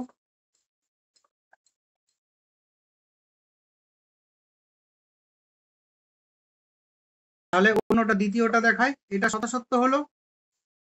দ্বিতীয়টা যেটা, সেটা কোনটা ছোট আছে? আচ্ছা, একদম লাস্টেরটা ছোট আছে, কিন্তু দুটো ভেরিয়েবল আছে। লাস্টেরটা দেখায়, যেটা হচ্ছে পরতসাধ্য। দেখো ওটা এখানে আছে কি, P implies P dot Q, P implies P dot Q, তাই তো? এরপর তাহলে আমাকে এখানেও দুটো ভেরিয়েবল আছে, আমাকে কি করতে হবে? কিউ চারটে সারণী করতে হবে, T T F F T F T F. এরপর P dot Q, P dot Q, P dot Q এর মান কি? ডটে কি টি এ টি এ টি, তাই তো? শুধুমাত্র, বাকি সব ক্ষেত্রে কিন্তু এফ, তাই তো? তো তাহলে পি এর মান তো অলরেডি পেয়ে গেছি, পি ডট কিউ এটারও মানটা পেয়ে গেলাম। এরপর আমার এখানে টোটালটা লিখে দিলাম, P implies P dot Q.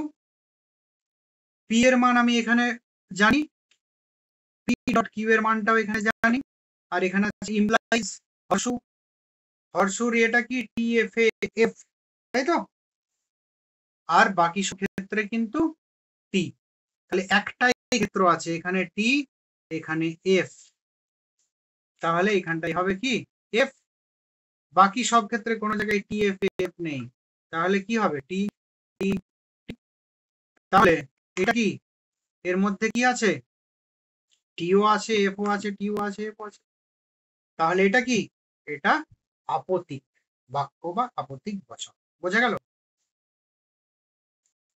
যদি প্রত্যেকটি এরকম ভেঙে নাও তাহলে পেয়ে যাবে। প্রথমে পি কিউ এর মান, পি এর মান আছে, আমি বের করে নিলাম, এরপর আমার এই বের করতে এরপর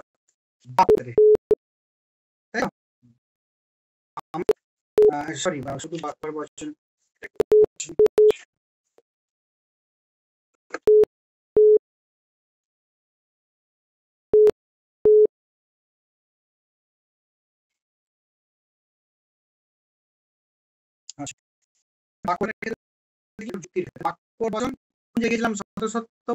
মাঝের ওটা করলাম না, তোমরা করবে, ওটা পড়া আছে, দেখবে বুঝতে পারবে। আর হচ্ছে লাস্টেরটা যেটা পরতসাধ্য, তাহলে এইখানটায় যদি সবগুলো কি বেরোয় তাহলে সেটা শতসত্য, সবগুলোই যদি এফ বেরোয় তাহলে শত মিথ্যা, আর যদি কিছুটি কিছু এফ মানে মিলিয়ে বেরোয়, টি এফ মিলিয়ে, তাহলে সেটা আপতিক, তাই তো, বা পরতসাধ্য। এটা গেল বচন বা বাক্যের। এরপর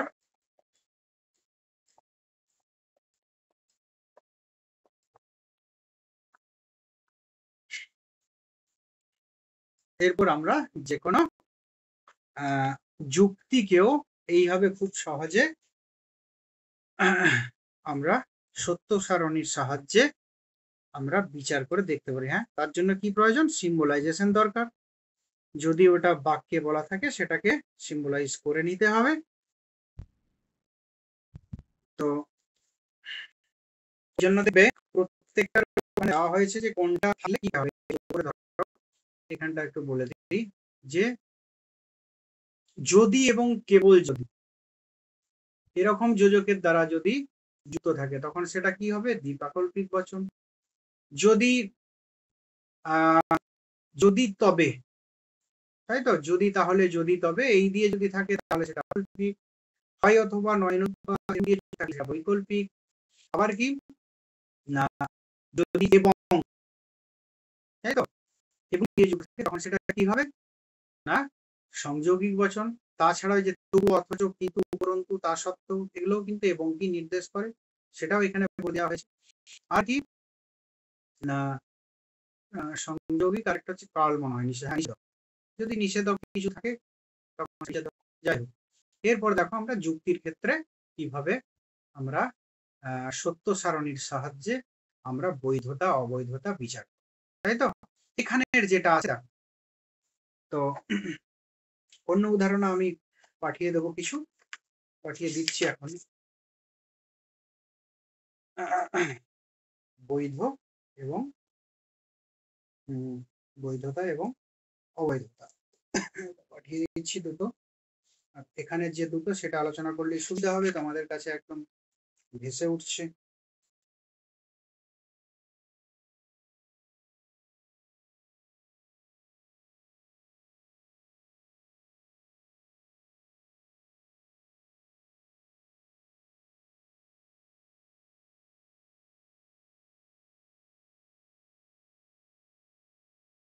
আমি শুধু দুটো যুক্তি বৈধতার বিচারটা পাঠালাম, একটা বৈধ একটা অবৈধ।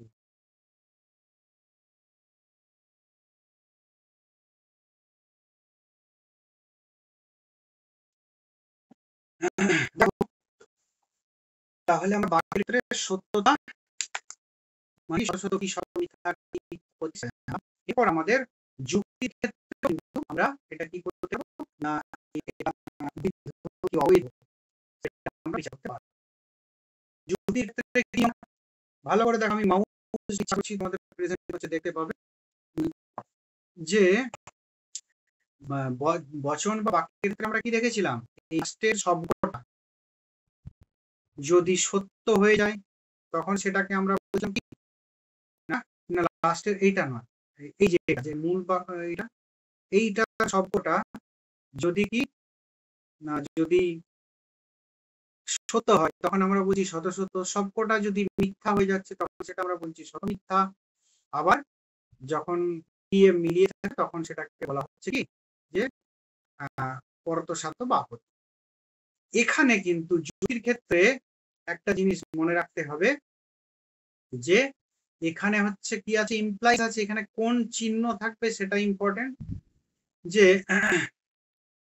ধরো ডট থাকলো সেই আলাদা, ভেল থাকলো আলাদা, হর্ষ থাকলো আলাদা, যেটার যে ফাংশন সেটা যদি হয়ে যায় এখানে কোনো একটি, তাহলে সেই বই অপর গুলো মানে ওটা যদি না হয়, ধরো হর্ষর ক্ষেত্রে টি এফ এফ, তাই তো।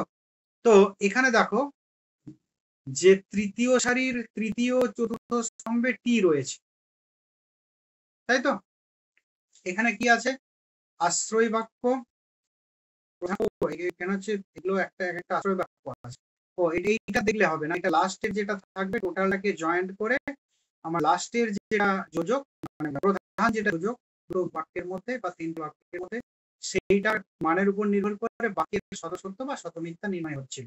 যেগুলো পাঠিয়েছি দেখো, মাঝে কোনো একটা প্রধান তার উপর নির্ভর করে আমার সেটা সবগুলো টি হলে শতসত্য, সবগুলো এফ হলে শতমিথ্যা, এবং মিলিয়ে দেবে শতসত্য শতমিথ্যা, এই দুটো বাদ দিয়ে পরতসত্য। কিন্তু এখানে আশ্রয় বাক্য, প্রধান, তারপরে অপ্রধান আশ্রয় বাক্য বা নিরপেক্ষ আশ্রয় বাক্য, আরেকটা হচ্ছে কি সিদ্ধান্ত।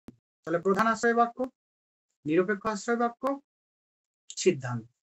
এখানে কি দেখতে হবে, দেখো যে টি এফ এ কোথাও হয়েছে কিনা, দেখো টি এফ এ কি হয়েছে, এফ।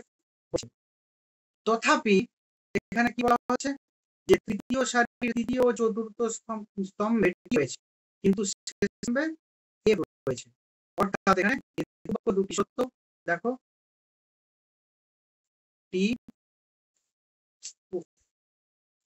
টি এফ, এই দুটো হেতু বাক্য, এইভাবে নিচ্ছে না, পি ইমপ্লাইজ কিউ আর নেগেশন পি, এই দুটো হেতু বাক্য, আর এটা হচ্ছে সিদ্ধান্ত। তো তাহলে এই হেতু বাক্য দুটো কি আছে, সত্য হয়েছে। আর দেখো সিদ্ধান্ত নেগেশন কিউ, এটা কি হয়েছে, মিথ্যা হয়েছে, তাই তো।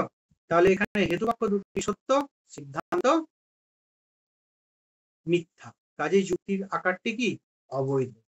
হেতু বাক্য সত্য হলে সিদ্ধান্তও সত্য হবে, এটা হচ্ছে যুক্তির বৈধ যুক্তির নিয়ম। কি হেতু বাক্য সত্য হলে সিদ্ধান্তটিও সত্য হবে, কিন্তু এখানে দেখা যাচ্ছে দুটি হেতু বাক্য দুটি সত্য, অথচ সিদ্ধান্ত মিথ্যা হয়ে গেছে, তাই তো।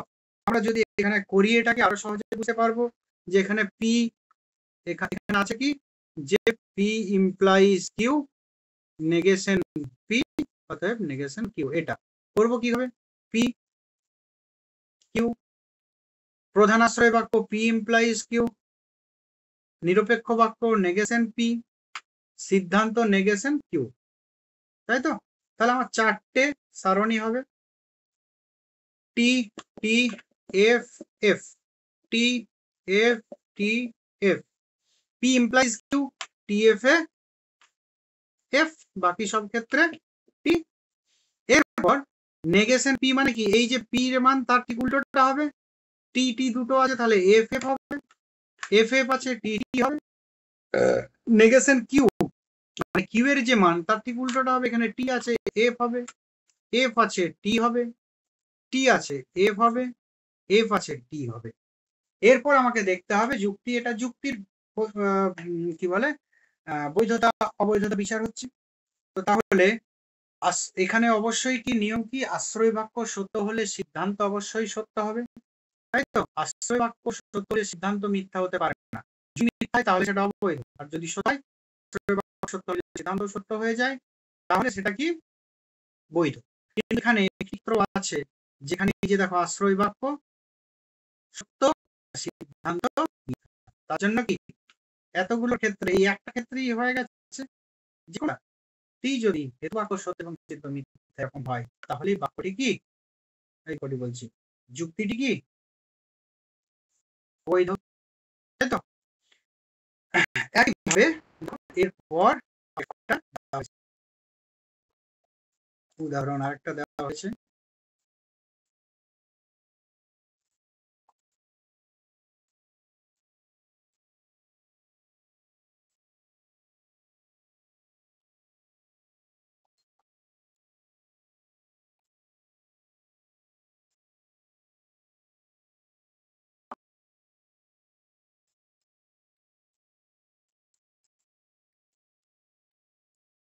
দেখো এরপর কি আছে, যুক্তি একটা দেওয়া আছে, দেখো P implies Q, P vel Q, এটা নিরপেক্ষ বাক্য, পি ইমপ্লাইজ কিউ প্রধানাশ্রয় বাক্য, নিরপেক্ষ বাক্য কি পি ভেল কিউ, সিদ্ধান্ত কি কিউ। এখানে সেম প্রসেস, আমাকে এগোতে হবে কেমন করে, P Q, P implies Q, P vel Q আর নেগেশন কিউ। কেননা দেখো এখানে কি নেগেশন কিউ ছিল না কিউ, এটা দেখতে হবে। তাহলে ওখানে নেগেশন উঠে যদি বৈধ হয় তাহলে বুঝে যাবে ওটা নেগেশন কিউ। তারা বলবি এটা হচ্ছে টি এফ, না নেগেশন এটা হবে না, বুঝলে এই নেগেশনটা হবে না, এটা ঠিক করে নাও যাদের বলেছে এইটা, এই নেগেশনটা হবে না, এটা ভুল করে। দেখো সিদ্ধান্তে কিউ আছে, নেগেশন কিউ নয়, T T F F T F T F, তাহলে P implies Q T F F, বাকি সব ক্ষেত্রে টি। এরপর দেখো ভেল, ভেলের ক্ষেত্রে কি হয়, এফ এফ এফ, বাকি সব ক্ষেত্রে টি। আর এটা কি বলে, এটা একটু আছে কি বলে, এটা হচ্ছে শুধু কিউ হবে, এটা পি হবে না, এই নেগেশন কিউ হবে না। তাহলে কিউ মানে কি, কিউ মানে টি এফ টি এফ, সেম মান, এই যে কিউটা ছিল এটাই সেম মান, যেহেতু এটা সিদ্ধান্ত সেহেতু এখানে লিখতেই হবে। আর এই পি কিউটা যেহেতু দুটো ভেরিয়েবল দুটো, সেই জন্য পি কিউ প্রথমে লিখতে হবে। তাহলে আমাকে দেখতে হবে সত্য আর সিদ্ধান্ত মিথ্যা এরকম স্থান আমি পাচ্ছি। দেখো T T F T F T T T T F F, আশ্রয় বাক্য দুটি সত্য আর সিদ্ধান্ত মিথ্যা, এরকম কোন স্থানই কিন্তু আমি পাচ্ছি না, তাহলে যুক্তিটা কি বৈধ। বোঝা গেল? এই হচ্ছে আমাদের সত্য সারণী বা সত্য সারণীর পদ্ধতি। তো এটা হচ্ছে সত্য সারণী না, সত্য সারণী, সত্য সারণীটা হচ্ছে জেফরি। তো এই পর্যন্ত ক্লিয়ার তো?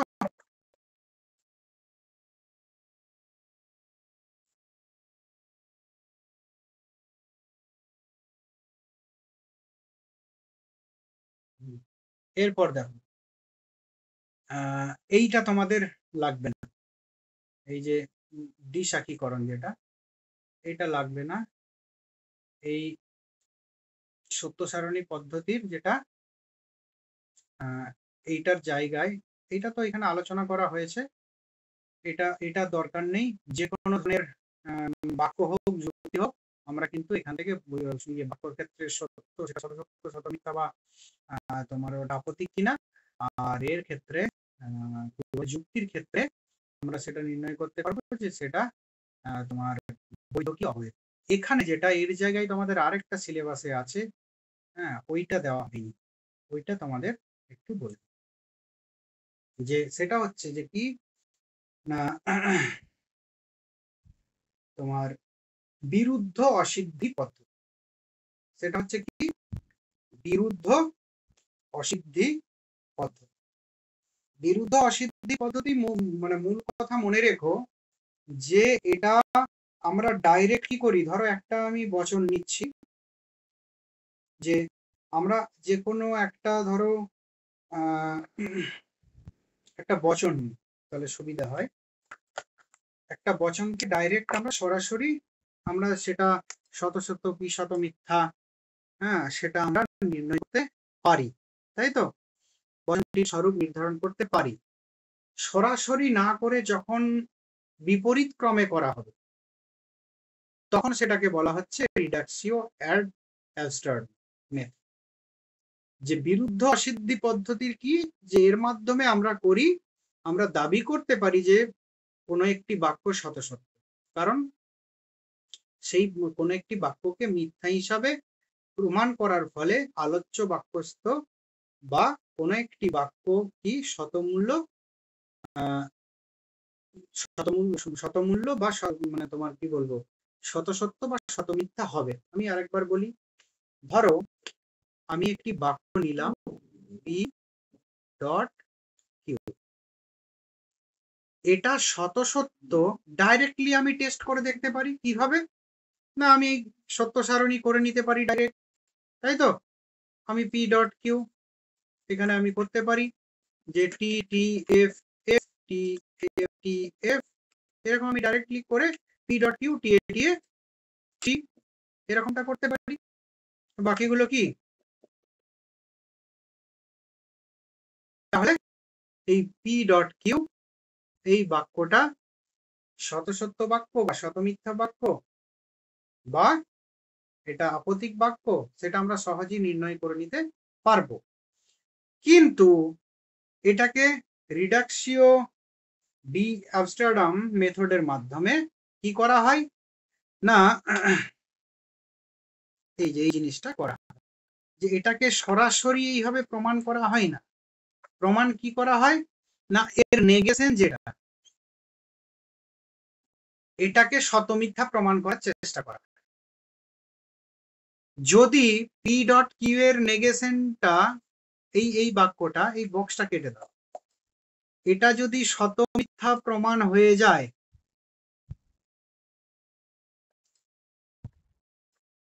এটা যদি শত মিথ্যা প্রমাণ হয়ে যায় নেগেশনটা, তাহলে কি হবে না তার উল্টোটা কি হবে শত সত্য।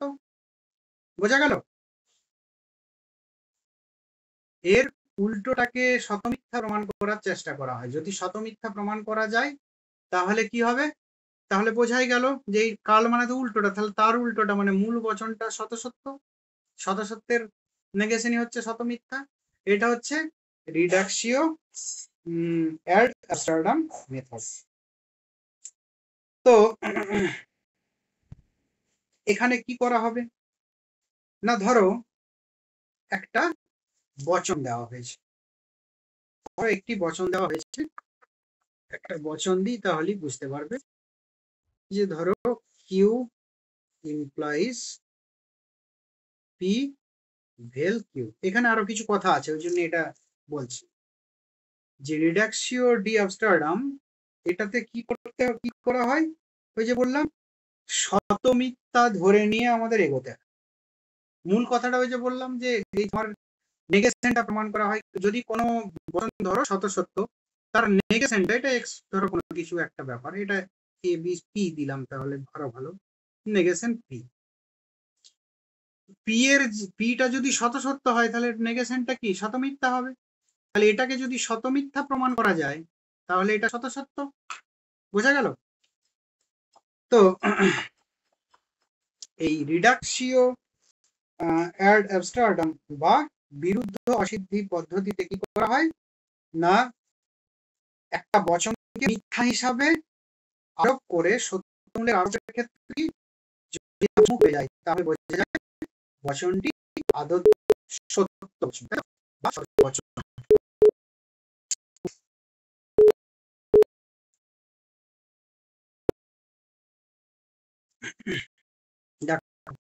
এটাকে ধরো আমি ধরে নিলাম টোটাল মানটা কি, কিউ ইমপ্লাইজ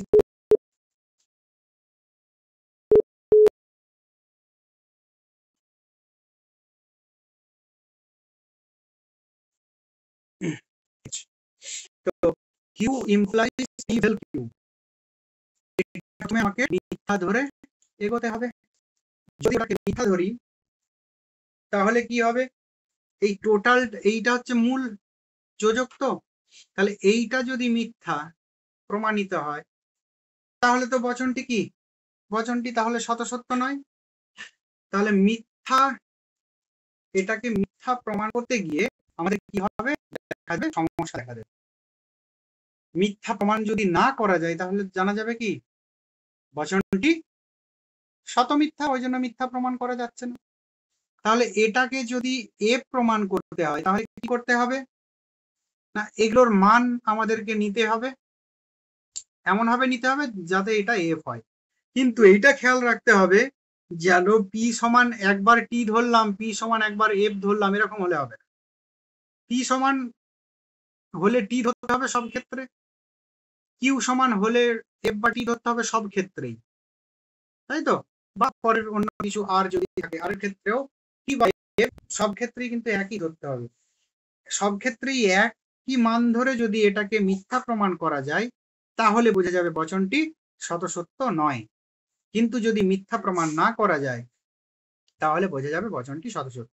তাহলে এটাকে Q implies P vel Q, এটাকে মিথ্যা প্রমাণ করতে চাই, তাহলে কিউ এটা কি নিতে হবে, আমরা জানি হর্ষুর ক্ষেত্রে এফ হয় কি কি না শুধু টি এফ থাকলে এফ হয়, তাই তো।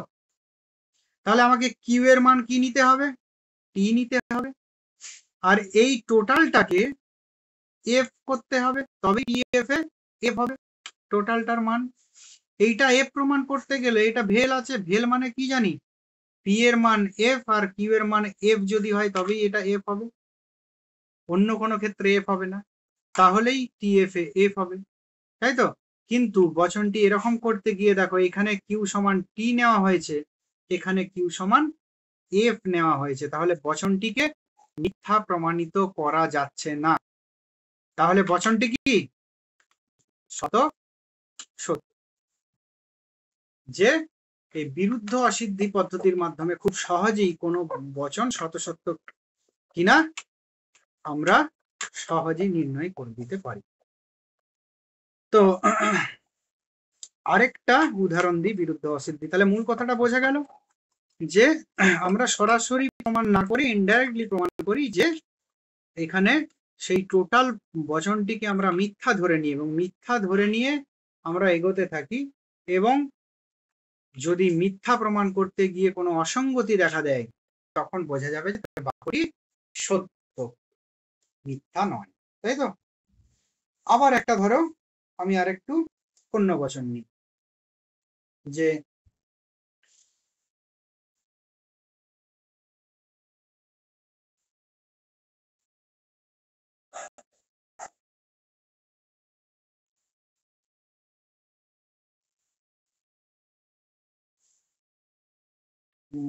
ধরো আমি যদি এরকম নিই পি ইমপ্লাইজ কিউ আর ইমপ্লাইজ পি ইমপ্লাইজ পি, তাই তো। এখানেও আমাকে কি করতে হবে না, এটাকে আমি মিথ্যা প্রমাণিত করতে পারবো, এখানে মূল যোজক কোনটা এইটা, তাহলে এটা এফ যদি আমি এটা যদি মিথ্যা প্রমাণ করতে হয় টোটালটাকে, তাহলে এটা যদি এফ হয় তাহলেই হয়ে যাবে। এটাকে ফলস যদি প্রমাণ করতে পারি তাহলে এটা শতসত্য নয়, আর ফলস যদি প্রমাণ করতে গিয়ে কোনো অসঙ্গতি দেখা দেয় তাহলে সেটা কি, সেটা হবে শতসত্য। তো এরপর তাহলে এটা যদি এফ হতে হয়, হর্ষুর ক্ষেত্রে এফ হয় কখন না টি এফ এফ, তাহলে পি এর মান এফ নিয়ে নিলাম, পি এর মান এফ, কারণ আমি জানি যে এইটাকে এফ হতেই হবে তবে এটা এফ হবে, হর্ষ আছে, আর এই টোটালটার মানটাকে টি করতে হবে তবে টি এফ এ এটা কি হবে এফ হবে। টোটালটার মান যদি টি করতে হয় তাহলে আমাকে কি নিতে হবে, মানে কি করতে হবে না, এইটা ধরো আমি যদি টি নি, এটা এফ নি, তাহলে টি এফ এ এফ হলো, তাই তো। আর এফ যদি হয় তাহলে এই পিটার মান কি নিতে হবে? এই পিটার মান যদি আমি এফ যদি নিই, তবেই এটা টি হবে, এই টিটা তবেই এটা টি হবে, বাকি কোনো ক্ষেত্রে কিন্তু টি হবে না। বোঝা গেল? তাহলে এখানেও কি সমস্যা ঘটছে দেখো, পি সমান টি, কিউ সমান এফ, পি সমান এফ, পি সমান এফ, তাহলে পি দুটো ক্ষেত্রে এফ আছে, কিন্তু হ্যাঁ না, এখানে পি সমান এফ হয়েছে, কিন্তু এখানে প্রথম ক্ষেত্রে পি সমান টি হয়েছে, তাহলে একই কখনো টি নিতে হচ্ছে, আবার সেই পি কখনো এফ নিতে হচ্ছে। তো যাই হোক, আজকে এই পর্যন্তই। এটা বলো কোনটা?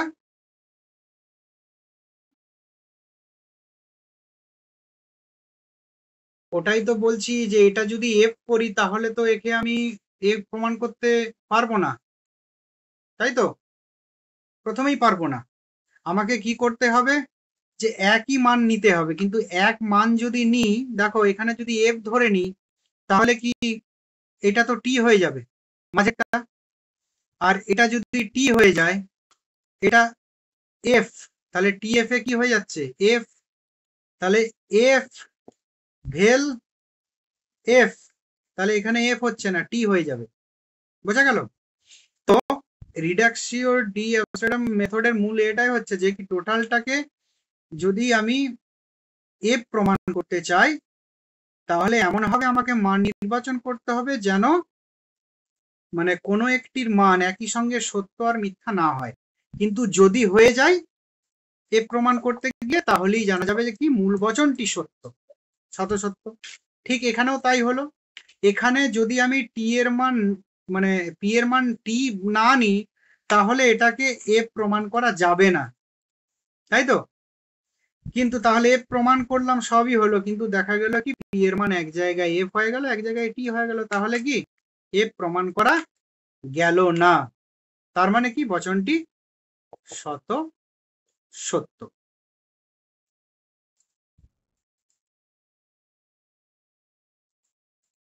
যাই হোক, আজকে এই পর্যন্ত। রেকর্ডিংটা কি হলো, এটাকে বন্ধ করি।